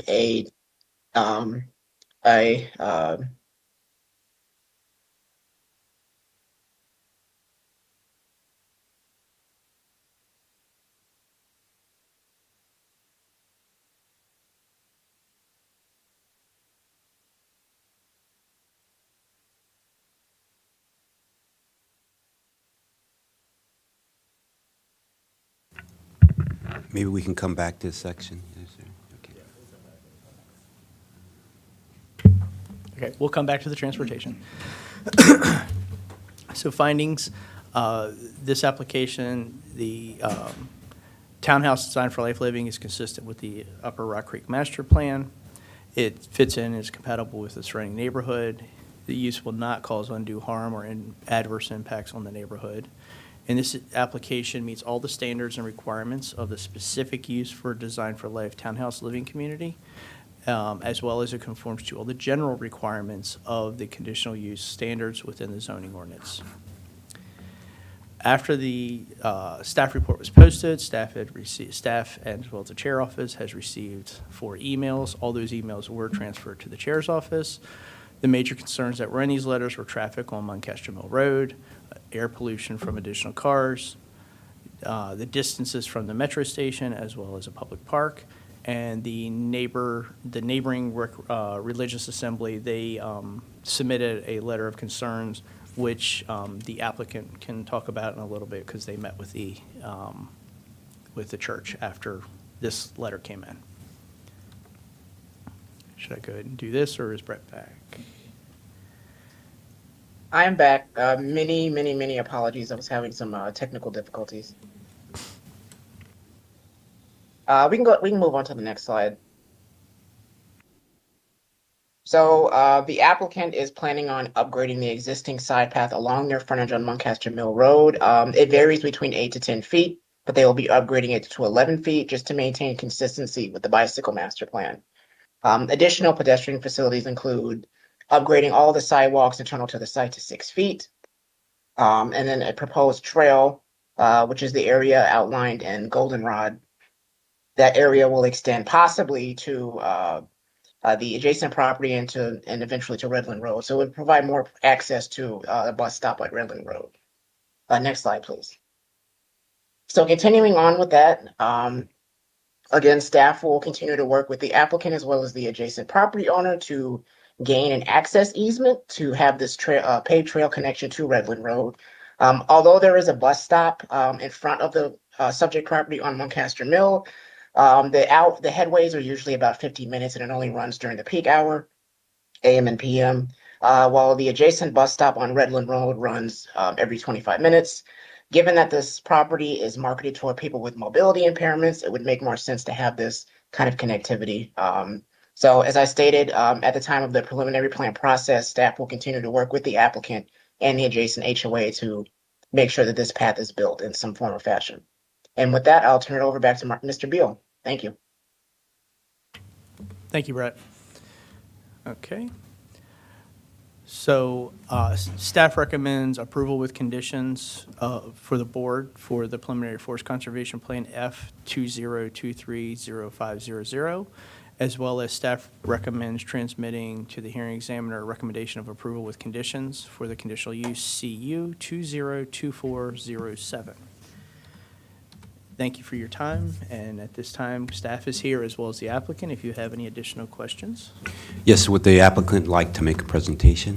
For the record, Scott Wallace with the law firm of Miles and Stockbridge. On behalf of the applicant, with me today is Chris Malm and Robert Malm with Craftmark, the applicant for the project. Also for the development team, Phil Hughes with CPJ for civil engineering, and Joe Calogero with Traffic Group for traffic consulting. Thank you to staff for not only today's presentation, but working through with us for several months to get to this point on the design of the project and the what's before you today. We are in agreement with staff's recommended conditions, which will mainly be addressed at preliminary plan. As noted, we have had communications with all of our neighbors, actually. We met initially with the church to the southeast of the property before we filed the application to explain the project to them, to get any comments that they had, and then also met with the townhouse community to, again, explain the project, get any comments that they had, and then most recently met with the church again. Chris and another representative from Craftmark met with the church by Zoom on Saturday to address the letter that they sent into the record, answer their questions. And as a result of that meeting, the church had requested consideration of a possible privacy fence along the property line, which is acceptable to Craftmark. It's just a matter of where that would go, whether it would go completely on the church's property, completely on Craftmark's property, or potentially jogging onto one or the other to accommodate tree preservation.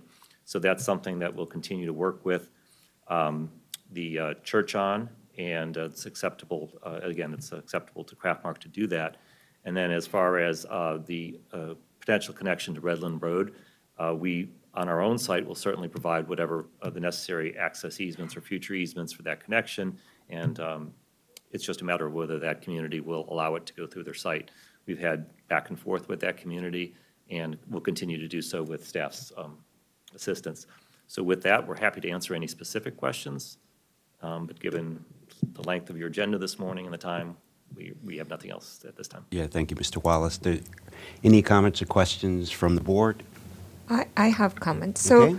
Mark, this going to come back to us as a preliminary plan, correct? Yes, that is correct. Okay, so a lot of the other things would be done at that time. I'm very happy to see that we're having this community, especially that with full accessibility, with the level 2 accessibility that you have there. So all of these townhouses are going to have elevator in them?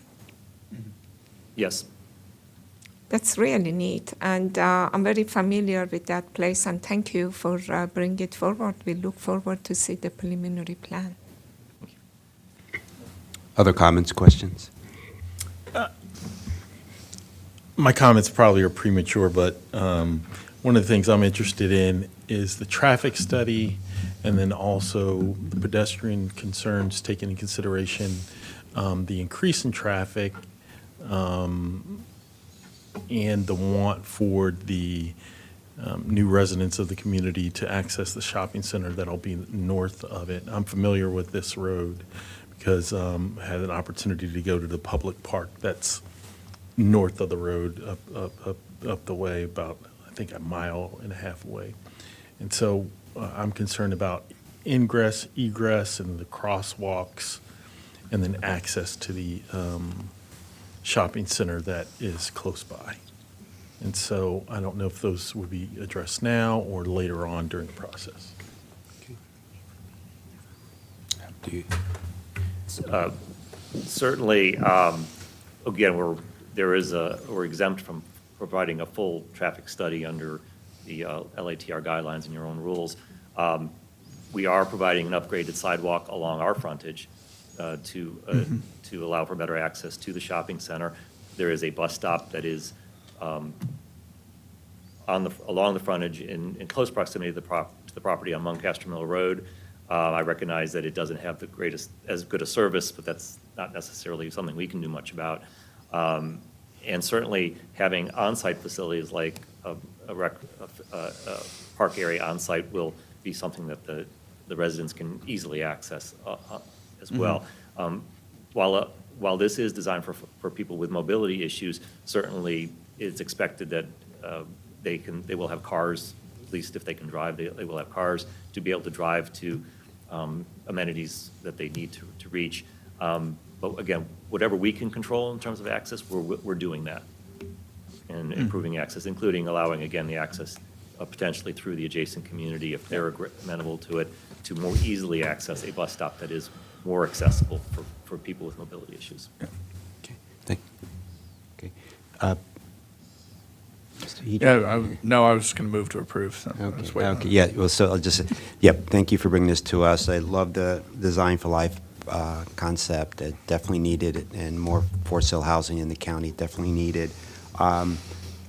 Jackie Simon will love you for this. She was always out in the forefront, more than a decade ago, about livability type sites and designs.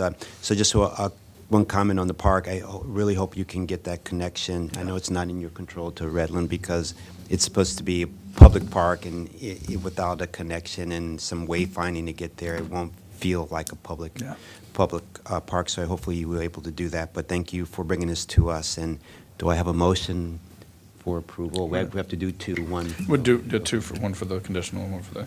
So move we approve transmittal of comments on the conditional use CU 2024-07. Second. All in favor? Aye. Aye. The ayes have it. And a move we approve transmittal of comments for preliminary forest conservation plan number F 2023-0500. I second. All in favor? Aye. Aye, the ayes have it. Thank you so much. And we're concluding our board meeting for today, and we'll see you next week. Thank you.